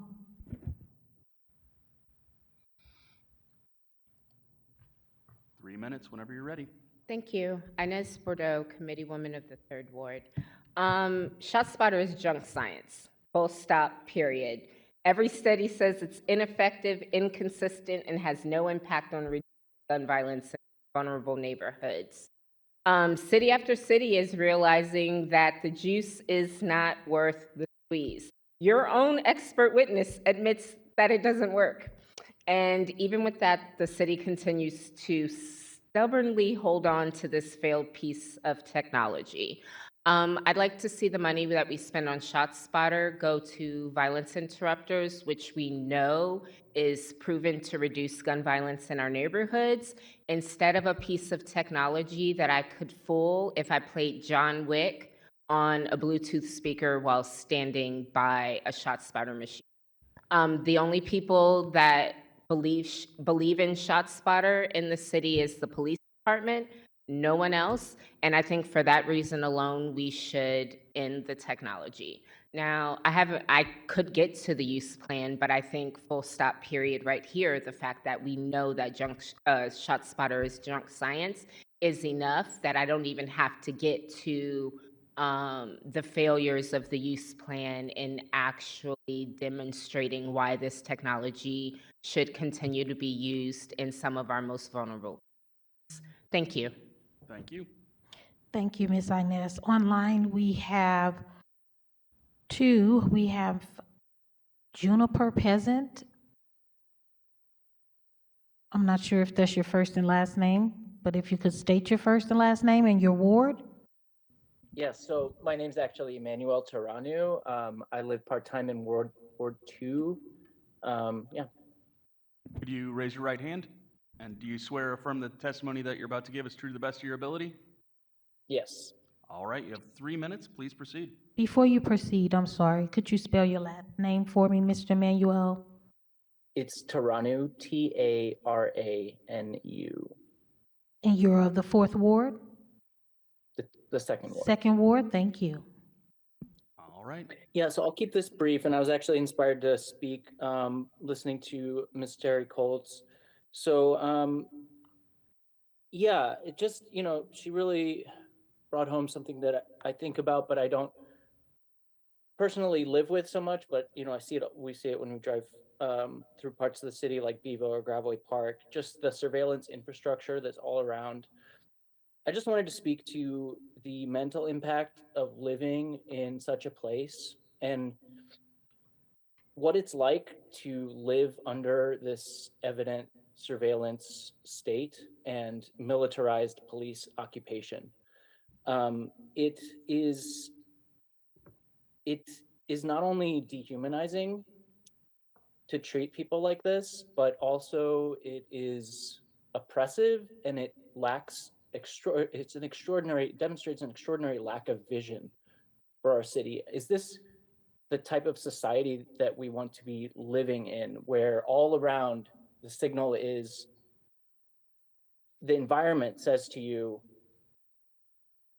that this place isn't safe, this place is needs to be controlled and monitored and constantly surveilled and to be feared. And we see this play out in St. Louis politics, the county and the city.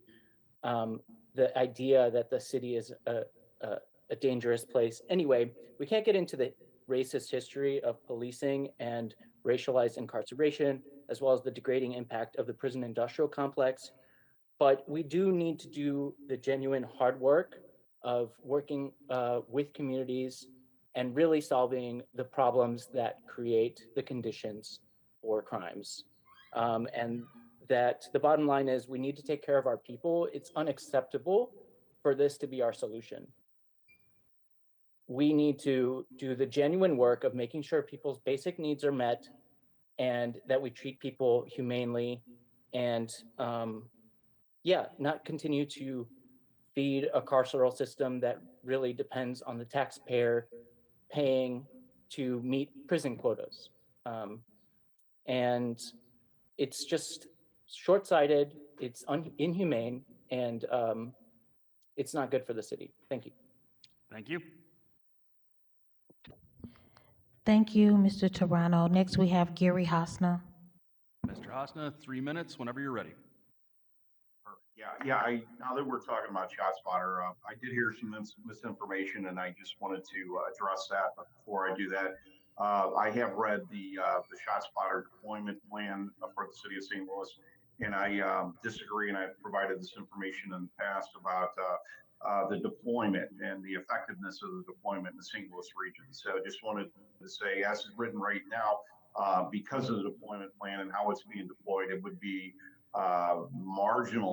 very marginally ineffective. So I just wanted to throw that out. What I heard is that there was a lot of cities are pulling away from it, which is true. But there is one city that was mentioned that is using it successfully. I've seen it used.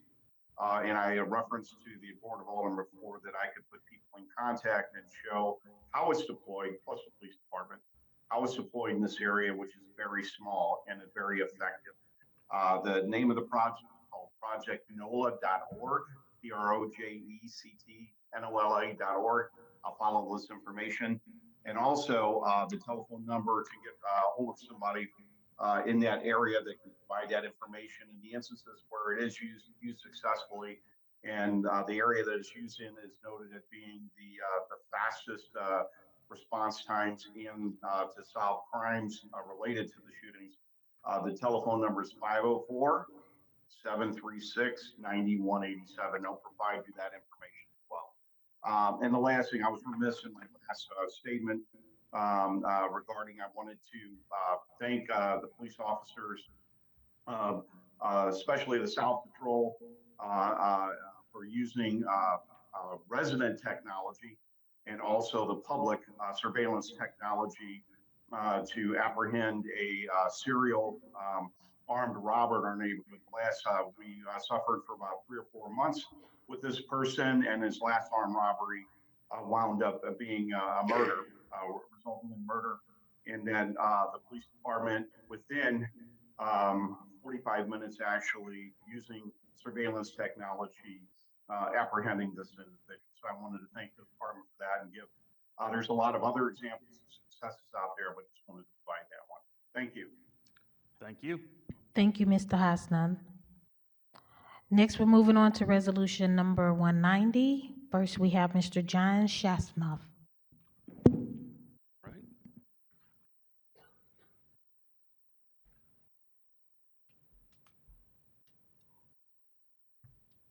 Three minutes whenever you're ready. Thank you. So this is the use plan that has to do with video cameras.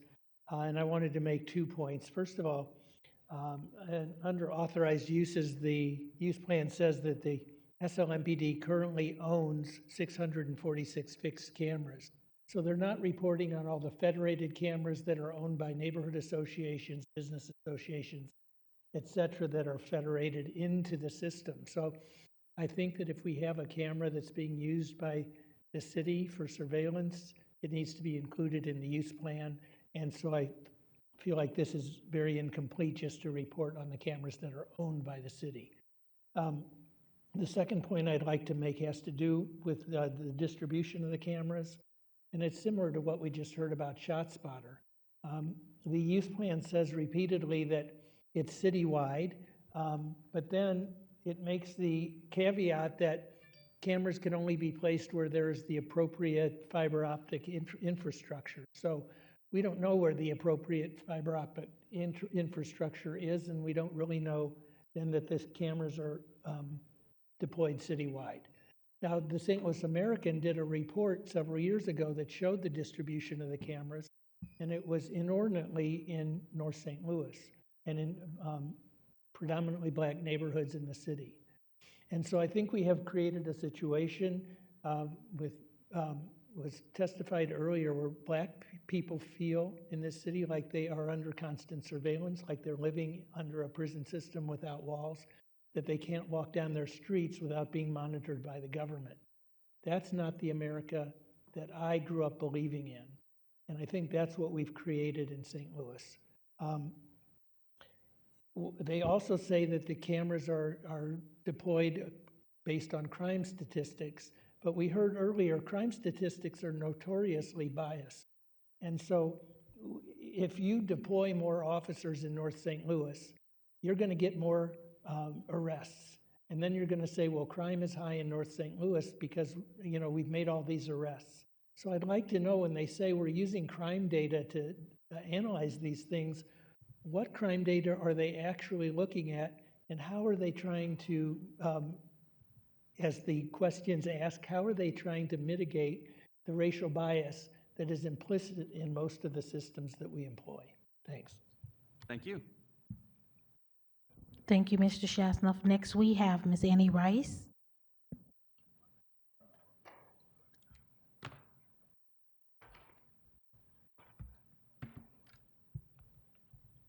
You have 3 minutes and you may proceed.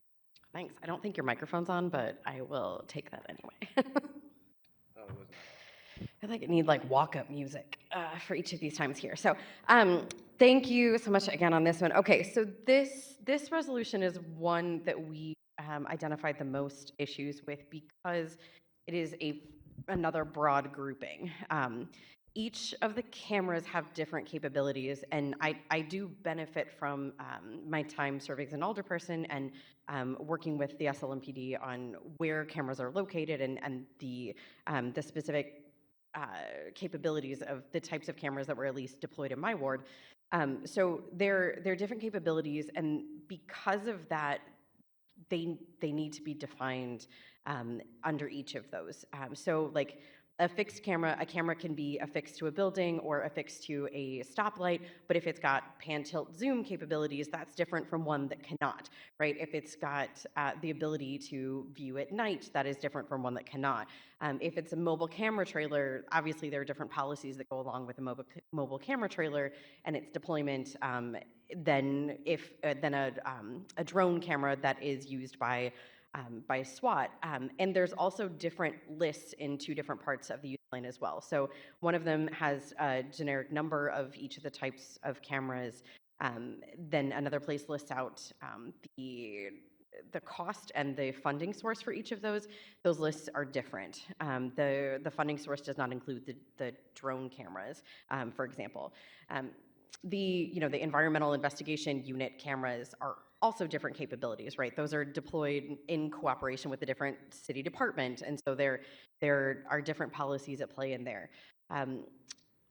Another thing that we're concerned about is the retention policies. Is the data retained from each of these cameras from all of these cameras for 30 days, or is it just specific cameras? Is it just the alley trash cameras? Is it the drone has this data for 30 days? Is there a reason for 30 days? Can it be 5 days, right? If it's a drone deployed in an exigent circumstance, is there a reason to retain data longer than 5 days, right? This is probably one of the areas with the biggest questions and the least specific answers. Also, I want to echo what Mr. Chasnoff said about the special taxing district cameras. If the footage is used by the SLMPD, then that does need to be reported under Board Bill 185. And so whether they're federated into the system or there is a policy for going out and retrieving the data off of those, then it does need to be reported in here. And each of those cameras also have different capabilities. So some more specifics in here. And, there are another place where having the policies in the use plan would be incredibly helpful to talk about whether or not the cameras are allowed to point, tilt, and zoom into private spaces or into public spaces. Are they allowed to look through windows? Are they not? Are they allowed to look at persons? Are they not? And I feel like each of these cameras has a little bit different of a policy around it. Also, how are they deployed? Is it based on misdemeanors? Is it felonies that trigger the real-time usage? So questions about each of those that I think are really important to answer. Thank you.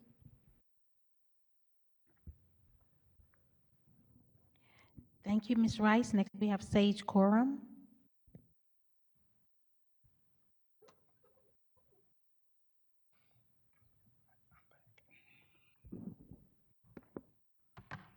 Right, 3 minutes, whenever you're ready. Hello. Annie and John are doing a great job of laying out really big issues with this plan. Just for the record, the cameras that are included in this use plan umbrella of citywide cameras include fixed cameras, mobile trailers, air support download video, and SWAT unmanned aircraft systems. Within the use plan, there are hyperlinks to 2 separate governing policies. One, I believe, for still cameras, and then also video camera, indicating, right, that these separate cameras have separate governing policies, and as such, are utilized differently and maybe retain or collect different kinds of data, and therefore separate use plans should be made so that we do have transparency and folks are able to give full consent if the technology is to continue.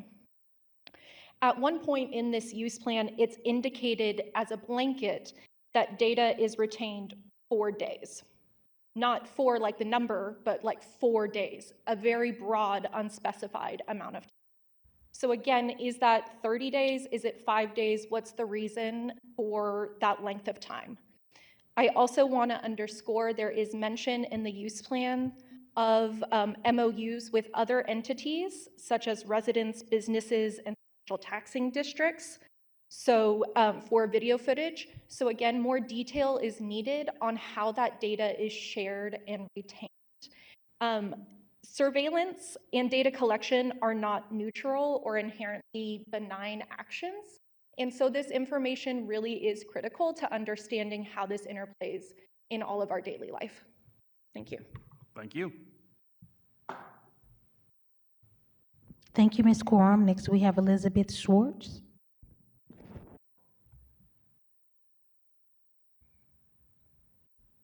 All right, 3 minutes whenever you're ready. I'm ready. I'm Elizabeth Schwartz. Oh, I threw the microphone on the ground. I live in the 4th Ward.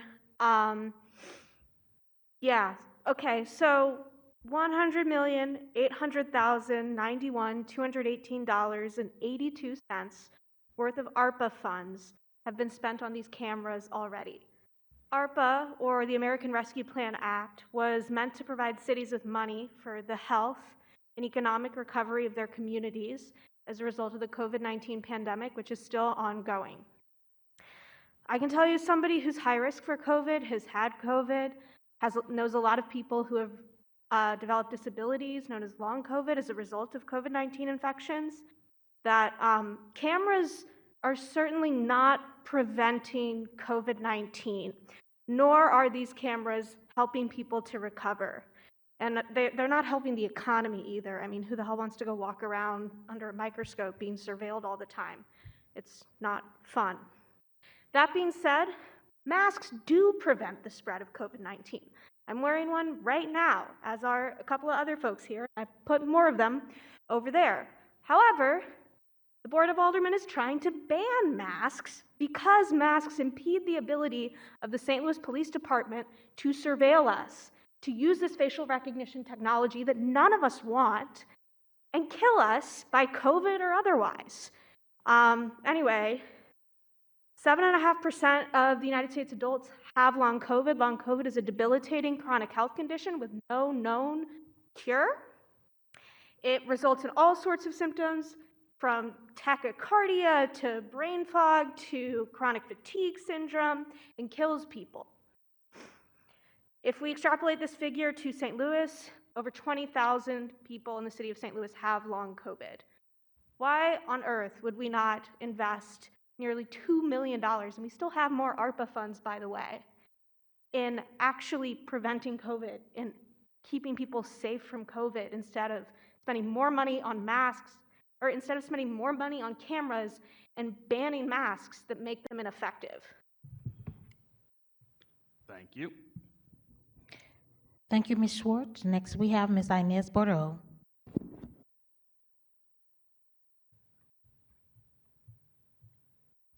Hi, Inez Minutes Bordeaux, whenever you're Third ready. Ward. This use plan is incomplete. It's fully incomplete. I know it's incomplete because I helped write the legislation. We specifically called for the neighborhood cameras in the special taxing district, that, you know, there needed to be transparency and a use plan submitted if the police department was going to be using those neighborhood cameras. Again, we're getting more of the lack of transparency and accountability that CCOPS calls for, which again is disappointing but not surprising. I'm sure the police department, you know, hoped that we wouldn't notice. Of course we noticed. And so once again, I look forward to coming back when we have an actual use plan in the way that CCOPS called for. Thank you. Thank you. Thank you, Ms. Bordeaux. Next, we have Mr. Sean Moyer.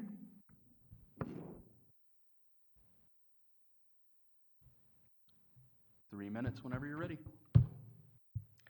Hey there, Sean Moyer again. So, you know, before we get into anything else on this, I do want to refute something that was said yesterday. Luigi Mangione was not identified by the use of NYPD's $5 billion budget worth of surveillance cameras. He was identified by a picture from a webcam in a hostel he checked in, and then a witness, right? So, you know, we spent all this money on this technology. And that particular manhunt actually demonstrated how useless a lot of it actually is, right? So I just wanted to refute that. When I heard that, I just kind of laughed. So the single biggest thing that other people have already called out here, this is way too broad. We have fixed cameras, drones, mobile trailers, and the use cases for all three of those are wildly diverse and wildly different. In one case, they're mobile. In one case, they're in fixed locations. Some of those require warrants to access that data, some don't. A number of these, and this is throughout a lot of these plans, just say during the normal course of law enforcement, duties, right? We need to understand what that means. We need more detail than that. And yeah, like I say, there are different use cases, there are different risks. The platform, the implementation of the technology is completely different.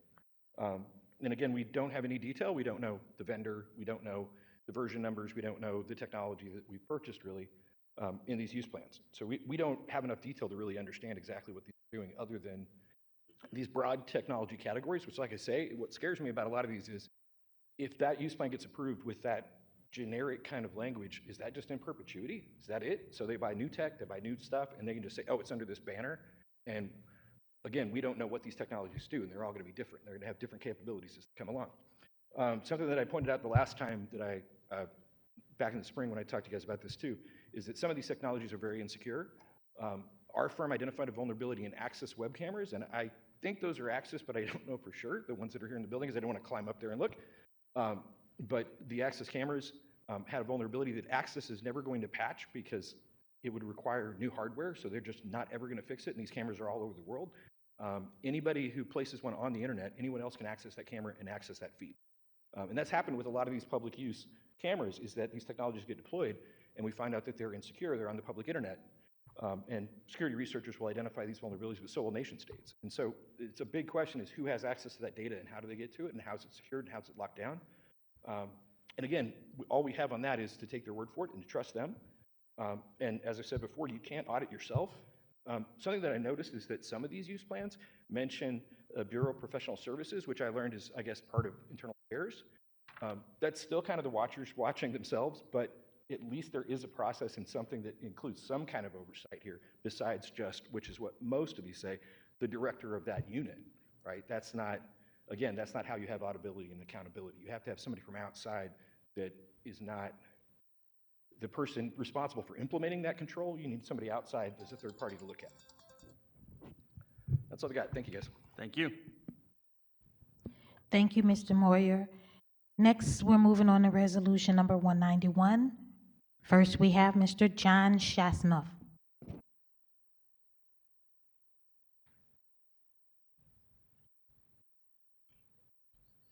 Okay, I know I'm getting tired. I bet you all are too. So I just wanted to acknowledge that. It must be getting harder and harder to listen to us.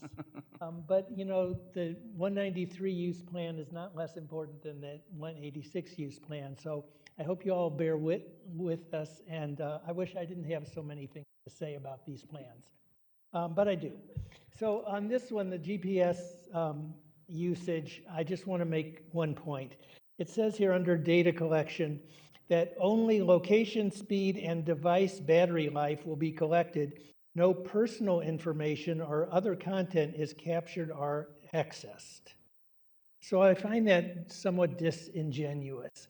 Okay, so they put a GPS on my car and I go to visit my mother.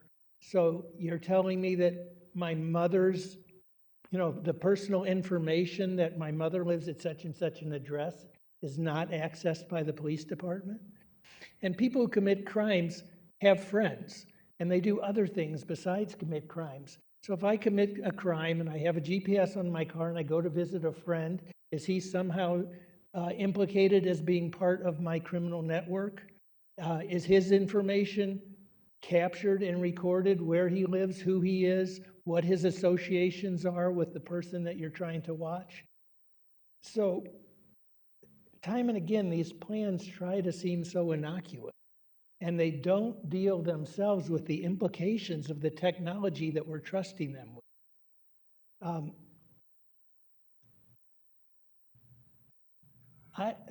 I frankly feel like these plans are so cavalier in how they approach these issues that the police department is showing us that it can't be trusted with this technology.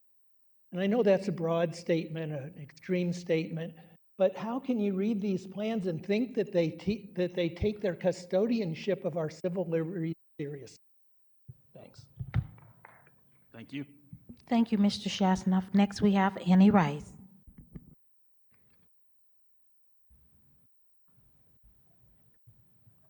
Seriously, walk-up music next time.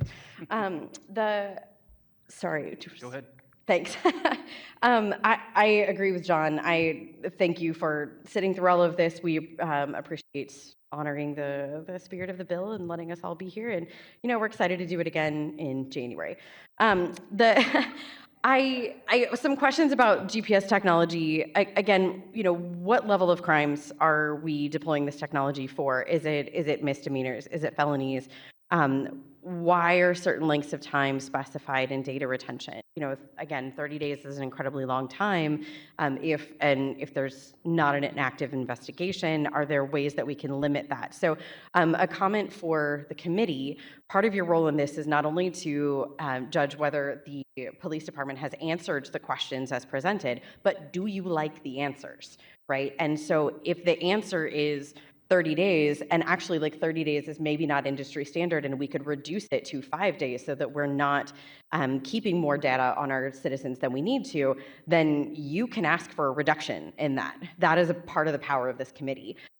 So keeping that in mind as we're going through these things and as comments are being made, that is part of the exchange of information that is supposed to be happening here. A negotiation not just between the public and you all, but you all and the city entities that are asking for permission to use these technologies.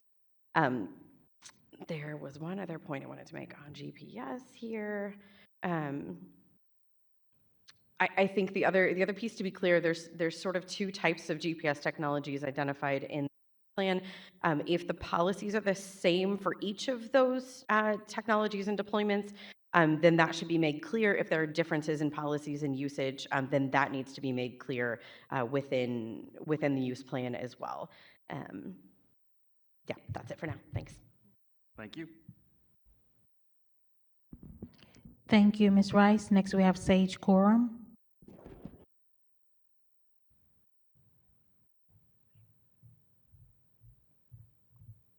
Minutes when you're ready. Thank you.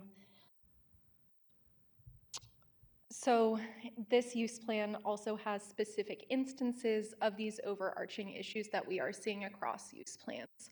Annie just raised the question about whether or not these technologies operate in the same way or same policies. Given what's in the use plan, I believe that they are not. It's indicated that the vehicle GPS tracking is retained for 2 years, while the subscription-based technology, there's not data retained from that. It's an alerts-based system. So again, this is indicating that these are two different types of technologies, and it's really imperative that we understand what the description of this tech is, how it's being used, how it's being retained and shared.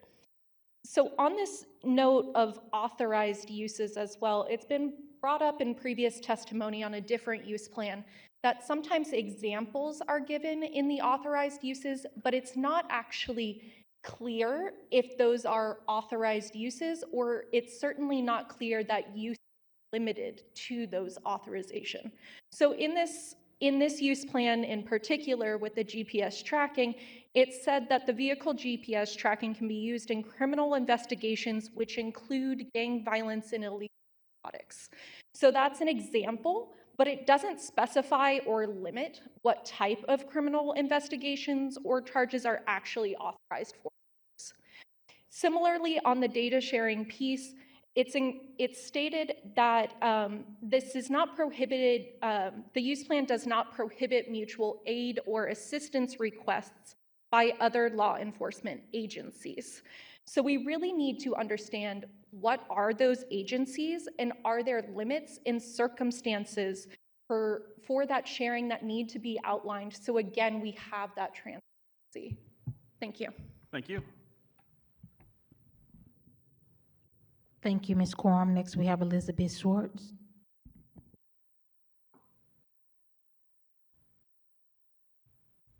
All right, 3 minutes.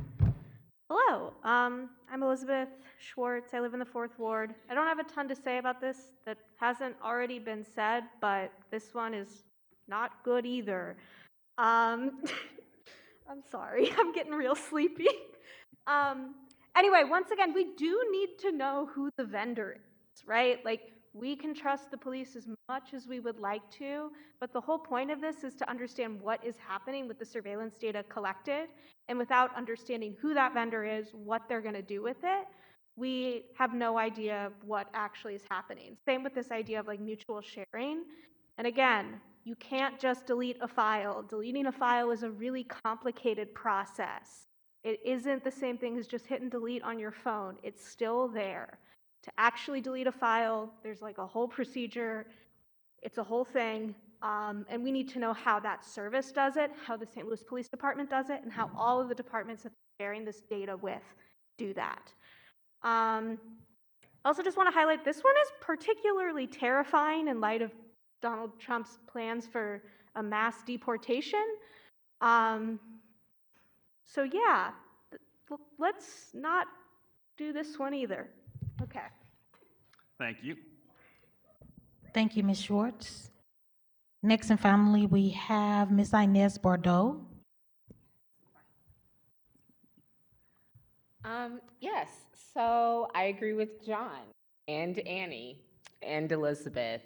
I feel like at this point, the police are playing in our face. CCOPS has been the law of the land for many, many months. The police department has known it's going to happen. They were in fierce opposition to it. So this is like knowing when your term paper is due and you wait until 11:45 to submit a paper that's due at 11:59. And while you might get that paper in, the grade you're going to receive is really, really poor. And that is what this feels like. It feels like the police department was hoping that we weren't going to notice that they didn't do the necessary work. And as a person that lives in the city, as a person who, pays my taxes and all of those things, like, I am honestly insulted by the lack of care, commitment, seriousness that this sort of endeavor requires. It is insulting that this is what the police department has given to you. And I recognize that the police department is used to having their things just kind of rubber stamped and passed out of this committee. And so I'm insulted for you. This is serious business, and we weren't playing around when we wrote this legislation, when we were in every meeting, every email. I spent a significant amount of time in City Hall trying to get this legislation right, for it to be effective and have the impact that we wanted it to have. So much so, the city marshals downstairs started to recognize me, and that also is alarming to me. So I guess I will close with, I will see y'all back here in January. Thank you. Thanks. Thank you, Ms. Bordeaux. Next, we're moving on to Resolution 192. First up, we have John Shasnoff.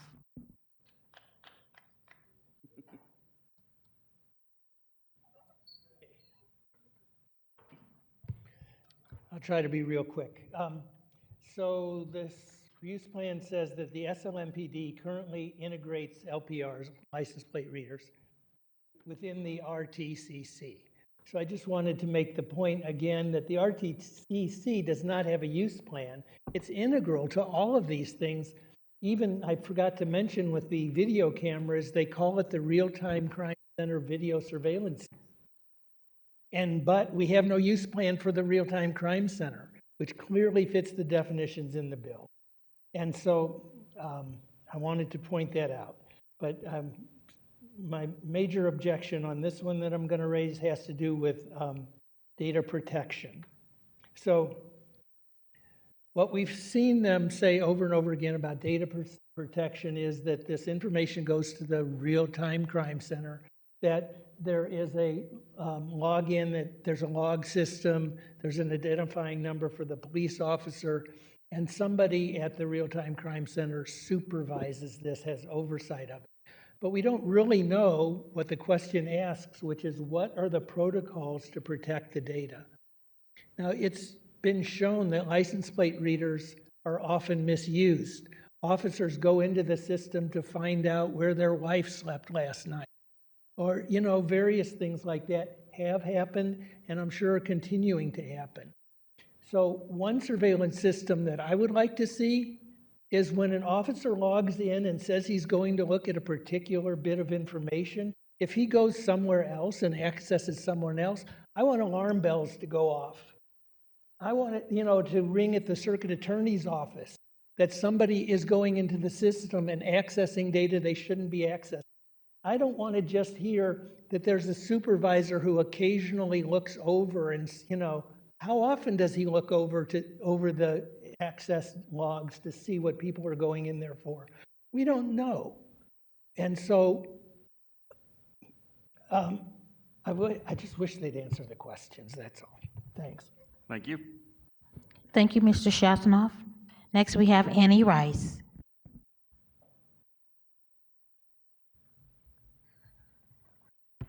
2 minutes when you're ready. All right, here again. I have visited the Real-Time Crime Center personally twice. Once around 2016 before I was elected, and once as an alderperson. When I asked in 2016 what were the policies and procedures governing the technology that we were using, I was told that there weren't any. And I don't know that that's true, right? I think that was maybe just an answer that I was given because they weren't ready to give that information publicly. But since that point, license plate readers have continued to bother me. And seeing the use plan as written right now bothers me even more. Knowing that these license plate readers are collecting all of these images of all of our license plates and storing for 90 days is insane. Like, think about all of the places that you have gone in 90 days, right? And these license plate readers that are on all of these stoplights around the city are recording that information. Sitting data like that is ripe for the feds to come in and get, for the state to come in and get. There are things that we cannot do as the city of St. Louis because they put us in jeopardy with this state, like a sanctuary city policy. However, there are things that we can do to not retain the data that would be used against people who are targeted otherwise. So we can't call ourselves a sanctuary city, but we sure can do things to protect the data of the people who live here, the people who work here, the people who come through our city. The same goes for abortion rights. The same goes for trans healthcare, for queer folks. All of this we really need to be paying attention to, because especially where you're going, how you're moving, we are close to a much more free state than Missouri is. The ability for they have talked about, Illinois has talked about reducing its use of cameras on interstates so that the feds can't come and get their data. We need to be paying attention to this. And again, you have the ability to say less than 90 days. Say, if it is not triggered in an active investigation, delete it that day, right? There is no reason to hold on to all of our data like that. Also, massive costs for storage of data. That's not included in here either. How much does it cost to retain all of this? How much does it cost to go through and comb through all of it? That might be a part of the software, and so maybe that's an explanation that can be given. But this is significant.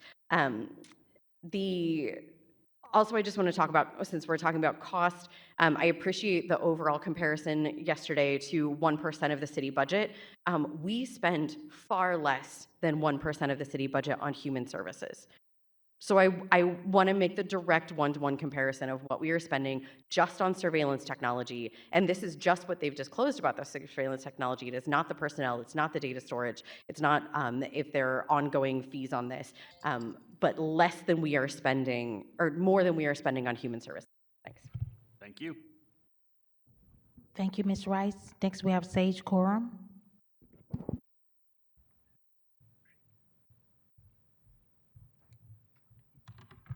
Hello. Hello. Whenever you're Sage ready. Coram, ACLU, Missouri. I'm going to ask one question to again highlight why it's important to have descriptions of what the technology is, including information from the manufacturer. There are different systems for automated license plate readers. You can have different providers or vendors for this. And we need to know who the vendor is because some systems share their data with their other customers. So even if the department isn't directly sharing data, which is also not clear from the use plan to be clear about that, the data could still be being shared by the vendor. So that's critical for understanding, especially given the rundown that Annie just provided. The other really big flag here is that retention is set at 90 days. There's not a reason for that 90-day limit, or if there is, that reason needs to be provided so that you as a committee are able to evaluate whether or not that reason is valid and able to be approved. Final point, note it's listed that there's no additional data collected in the reading of the license plates. I'd like to have more information about any location data or location metadata that is attached to the images of license. Thank you. Thank you. Thank you, Ms. Corum. Next, we have Elizabeth Schwartz.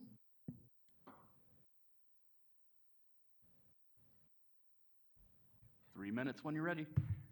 I was born ready to do this. My name is Elizabeth Schwartz. I live in the 4th Ward. Still didn't plan to testify today, but here we are. Once again, who is the vendor? What are their data retention policies and how is their data shared? Annie brought up a really interesting point about storage. A lot of vendors actually won't tell you much about how they store their data and where, for reasons that are interesting and unknown, usually because the conditions in which they store it are horribly exploitative.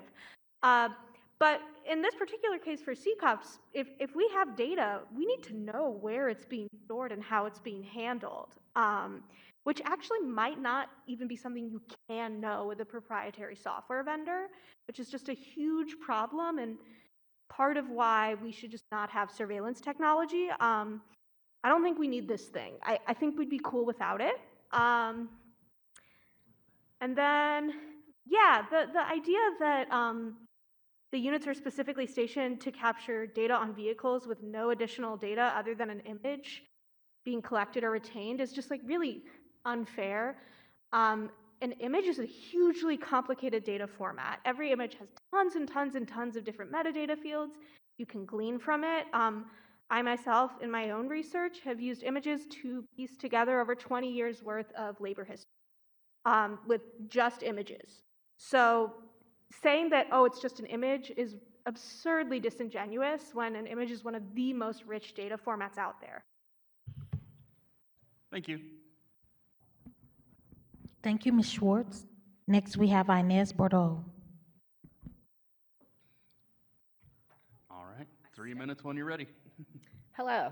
I want to echo everything that Annie Rice said. One of the huge concerns I have about the license plate readers, other than I don't want to be stalked by the city of St. Louis, is there is a huge concern in protecting the trans community that Republicans, both at a state level and at a federal level, are trying to wipe from existence. And allowing those, both Republicans at the state level or at the federal level, to get their hands on this data puts that community at risk, along with, women and other birthing folks that, are trying to access healthcare. Even with the passage of Amendment 3, there has already been pre-filed bills, many pre-filed bills to try to overturn those rights. And we recently, in the last several recent years, we've heard about Republicans tracking the periods of women.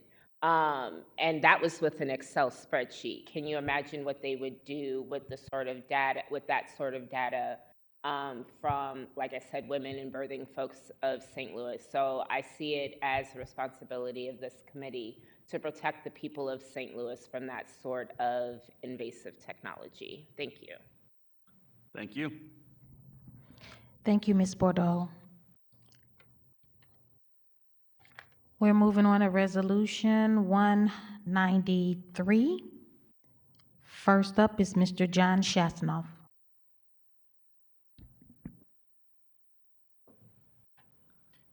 All right, 3 minutes. Okay. So this is body worn cameras. This is probably the most complicated issue I've ever worked on.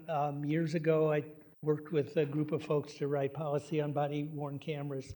And the issues are complex and very hard to sort out, and we learn very little about the policies of the department here.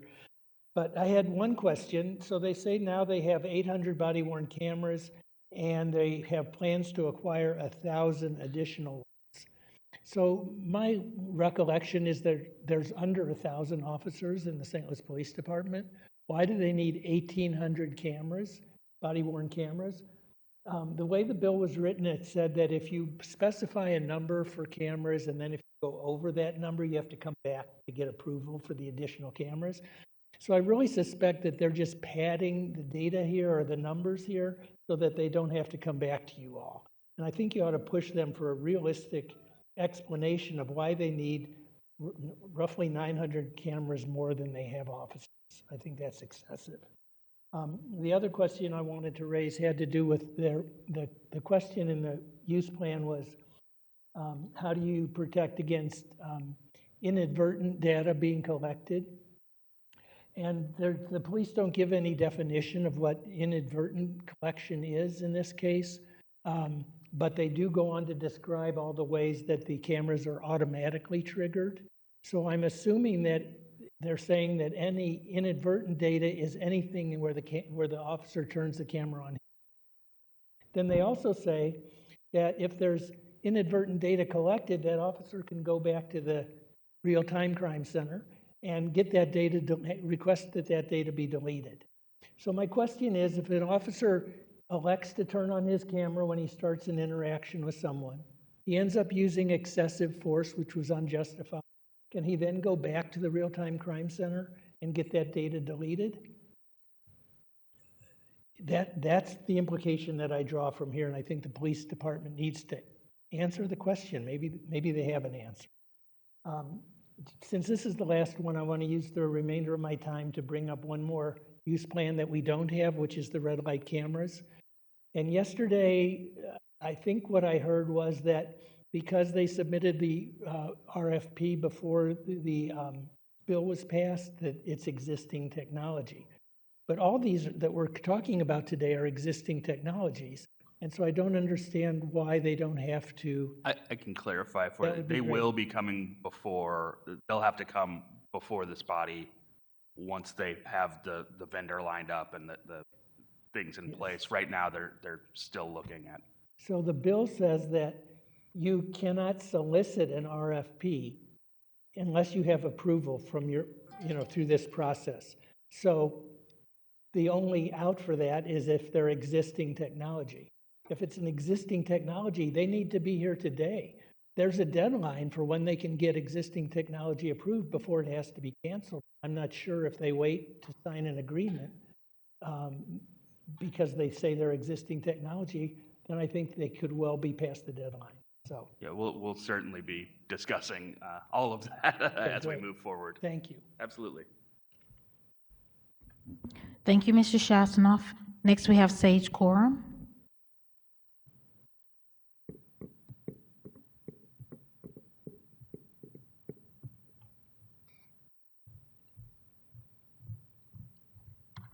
Hello. 3 minutes whenever you're ready.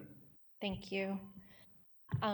Thank you for your time. Thank you for walking through each of these plans with us. I am grateful to hear that these are all going to be revised. With this use plan in particular, again, we're having two different technologies under the same umbrella. They need their own use plans for a myriad of reasons that have been outlined throughout this hearing. There's 2 points that I want to raise about this use plan in particular. It's indicated in this use plan that the in-car cameras can alert the real-time crime center to the license plate readers that we just heard about, hits to the license plate readers that are described in the license plate reader use plan. However, I cannot find reference in the license plate reader use plan that talks about how this sharing is done. So I would like that clarified. I think that also raises questions, right, about how these technologies are used in tandem and what the data sharing and data protection looks like when that occurs. My other point is that there is a section in each of the use plans that is titled Demands for Access to Surveillance Data. And what this section does, it's asking a question about what are the legal standards that must be met by government entities or third parties that are seeking or demanding access to surveillance data. The answer to this question is not clear in this use plan, and it's not clear across the use plans. So it's not enough to say as required by law. The question is, what are those legal standards? Thank you very much for your time. Thank you. Thank you, Ms. Corum. Next, we have Elizabeth Schwartz.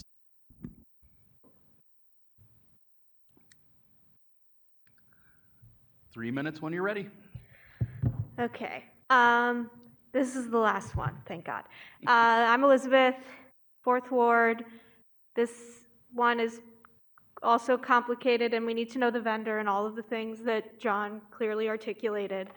So instead, I want to use the small amount of time that I have left to ask about what we could be spending this money on instead of the police, because Lord, there's a lot of things. Right now, the city has like no warming buses at all. People are just outside freezing to death. They're not safe. You guys are the public safety. Like, I know this is about the police and surveillance right now, but like there's literally people dying outside, and we're sitting here debating about how we can best surveil our community, and that's just nonsense. Like, to keep people safe, keep them warm. To keep people safe, keep them fed, keep them housed. Don't buy body cameras, buy bread. Straight up. There's so many cool initiatives happening in the city right now, filling in the gaps that y'all have created. I mean, my friend's on the back wall right there. I'll say it again. If you hug a bunny, you don't shoot anybody. Antoine Adams said that. Give more money to urban farms like Roots. With Mask Block St. Louis, we bought over 500,000 respirators over the last year with like $25,000. Imagine if instead of ShotSpotter, we had $70,000 for masks. We could buy millions. Like, this stuff isn't hard. It's not expensive. It's not that complicated. Stop surveilling us. Buy us bread. Thank you. Thank you, Ms. Schwartz. Next, we have Annie Rice.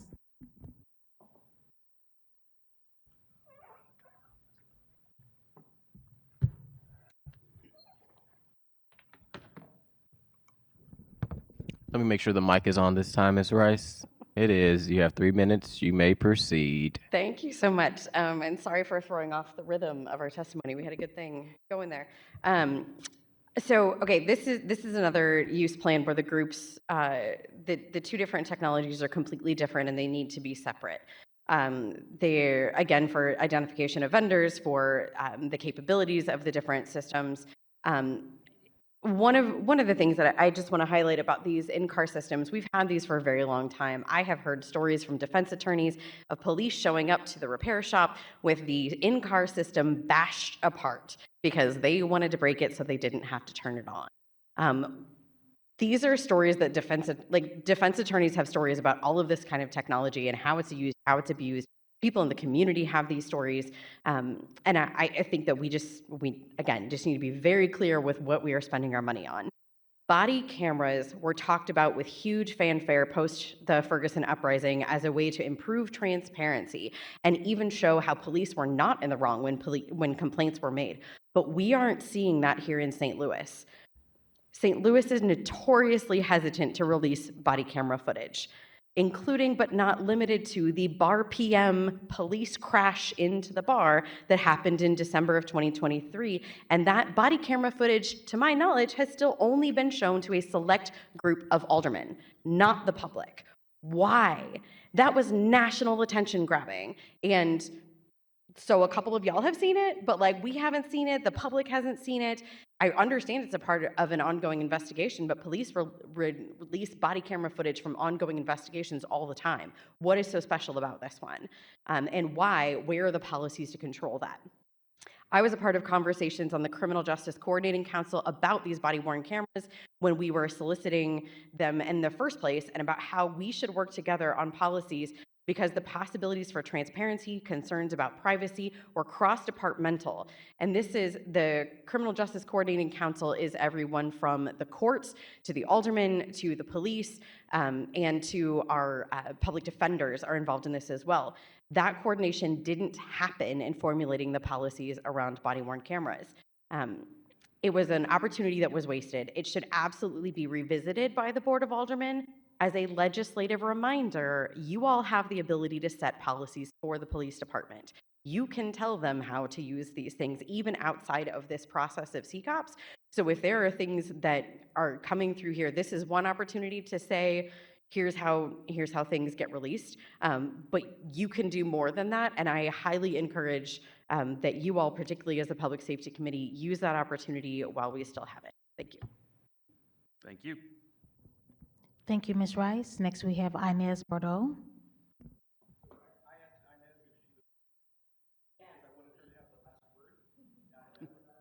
Sure.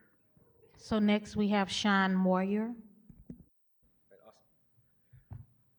Okay, so. All right, 3 minutes, whenever you're ready. Awesome, thank you. So this is one thing that it's interesting that the other camera use plans put a whole glob of cameras into one bucket, and then this one is separate. I actually do think that, I think the other ones should be too, but I do understand it's rational for this to be separate, because the way that I look at these is different than all the other surveillance technologies we talk about, in that it sort of has the opposite problem, which is that we want this to be ubiquitous, we want it to be public, we want to know that it's going to be archived for a long time, and we want to know that there are solid audits that are making sure that when somebody interferes with the use of this camera or disables it, that there are disciplinary actions taken and that there's a full record of that and full accountability for it. And so it's different, in what we need. We want to ensure we have effectively universal surveillance in this case. And I would say to SLMPD, if you don't like that, well, join the club, right? But if you want to go into public service, this is part of that kind of level of oversight. So what I want to see and what I'm not seeing in this use plan is details about, like I said, what's being recorded when, how it can be disabled or not, that there are logs and approval, and that there's oversight. And again, as I said with a couple of these others, there are a handful of these that do have the Bureau of Professional Services, which I guess is part of Internal Affairs, as the oversight. This one does not. It basically says the manager of that team is doing quote-unquote daily audits. And what I can tell you about doing a daily audit is that it's probably not a very exhaustive audit, because you're doing it every day. And it's probably not very consistent, And again, it's being done by the people who are responsible for the technology, and that should not be. If you're responsible for it and accountable for its use to be proper, then somebody else should be the person to have that oversight who doesn't have skin in the game. Like, that's what needs to be happening. And I don't know who that is. It's this group right here. But again, I want to know every week, every month, every quarter, every time somebody disables that camera, and why, when a recording is lost, and why. And to get to the privacy ramifications, that is where, as John said, it is complicated, right? There are also, in one of those given feeds, you're capturing other people's personal data as well. And that means we need to have controls around it and logs and audits. So again, if it gets shared to a third party, if it gets shared somewhere else, if somebody accesses it, we know about it and we know when. And the way I look at this, if there is a police shooting that doesn't come to court for 2 years, I want to know we can still get that footage. I want to know that we can pull that up. And as has been said, that hasn't been the case, right? So for this one, like I said, it's kind of a different problem. I want to know this data is held for a very long time, and I want to know that it's universal and ubiquitous, and I want to know that every time I see somebody from SLMPD, that there's a log, that every interaction I have with that officer is recorded, no matter what, And none of that is in here, to say the least. So yeah, that's all I've got. Thank you. Next, we have Ms. Inez Bordeaux. 3 minutes when you're ready. Thank you. I want to take a moment to thank this committee for having this hearing. I imagine us in a rotating circle coming up here testifying about the same things over and over and over again has been a little trying for you as it has been for us. I also wanted to thank Alderman Aldridge and Alderwoman Velasquez for, I got to work closely with them in the writing of the CCOPS legislation, which is what got us to the point. So I just want to take a moment to thank you for your amazing leadership on this. It means the world to the community that we're even at the point of having this conversation. And like Elizabeth, I just want to echo that we have never spent this much time talking about improving the material needs of the people that live in this city. We've been here for hours talking about and parsing through the different ways we should and should not be using police technology and surveillance and so on and so forth. Going forward, I would like us to spend more time talking about how do we spend less money on carceral systems and the prison industrial complex and instead invest in the people and communities that need it the most. We spend over $250 million on policing every single year, and we spend $0 on services for the unhoused. The budget for health and human the health department is less than $2.5 million, I believe. So more time talking about how do we improve the material conditions of the people that live in the city. I have some suggestions. Safe, affordable housing. We could fund the Community Memorial Resource Hub. We could fund transitional housing, warming buses. We can address the fact that 20% of the students that go to SLPS are unhoused and housing insecure. We could get Wi-Fi services in Marquette Park because Marquette Park was conveniently left off of that list. We could open the community center back up at Marquette Park. That's been closed for 3 months. And we could expand the hours, and we could make sure it's fully funded for the youth in our community. We could expand the summer food program and make it year-round to support the families, especially the families that we know are housing insecure and unhoused.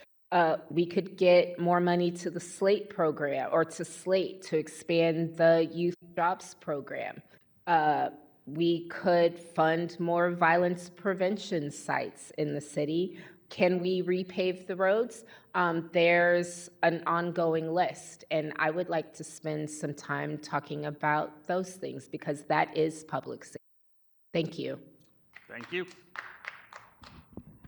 Thank you, Ms. Bordeaux. Those are all of the testimonies. Great. Do we have any written testimony? We had 7 written testimonies today. Okay, so those will be in the drive for committee members? They are in the drive. All right. Then, does anyone have any announcements? You don't want to go on the list of committee members? What's that? Oh, do people have questions? I mean, we're not going to vote on this today. I mean, we don't typically ask questions of the public when they come to testify.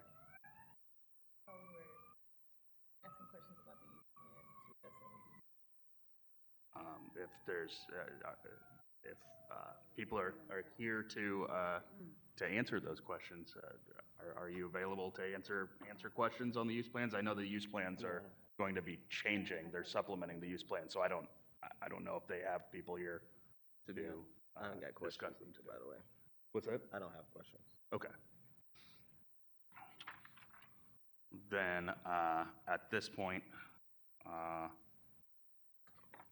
I'll entertain a motion to excuse Alderman Oldenburg and Alderwoman Keys. Actually, Alderwoman Keys is online. Oh, okay, great. Then just Alderman Oldenburg.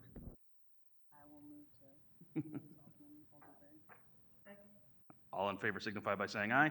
Could you please repeat? I didn't hear. No one.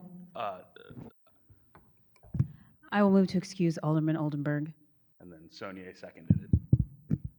Thank you. I guess I have an announcement. All in favor signify by saying aye. Aye.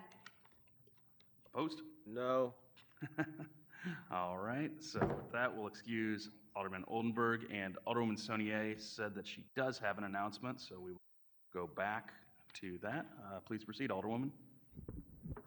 I just wanted to let the folks who are online and who are in the room know that I have been in communication with SLMPD, and they're going to supplement the use plans, and I'm going to format some questions connected to what you all uplifted and some questions that I had, and send that over to them. And they have been very responsive and said that they look forward to the questions. And so, just wanted to let you all know that we did hear you. We are in conversation with SLMPD, and it is a part of why they are going to, supplement the plans. And hopefully, when the plans are supplemented, we have that hearing, you all see the results of some of those conversations. Thank you. All right, with that, I will entertain a motion to adjourn. So moved. Second. All in favor signify by saying aye. Aye. Opposed? No. We stand adjourned.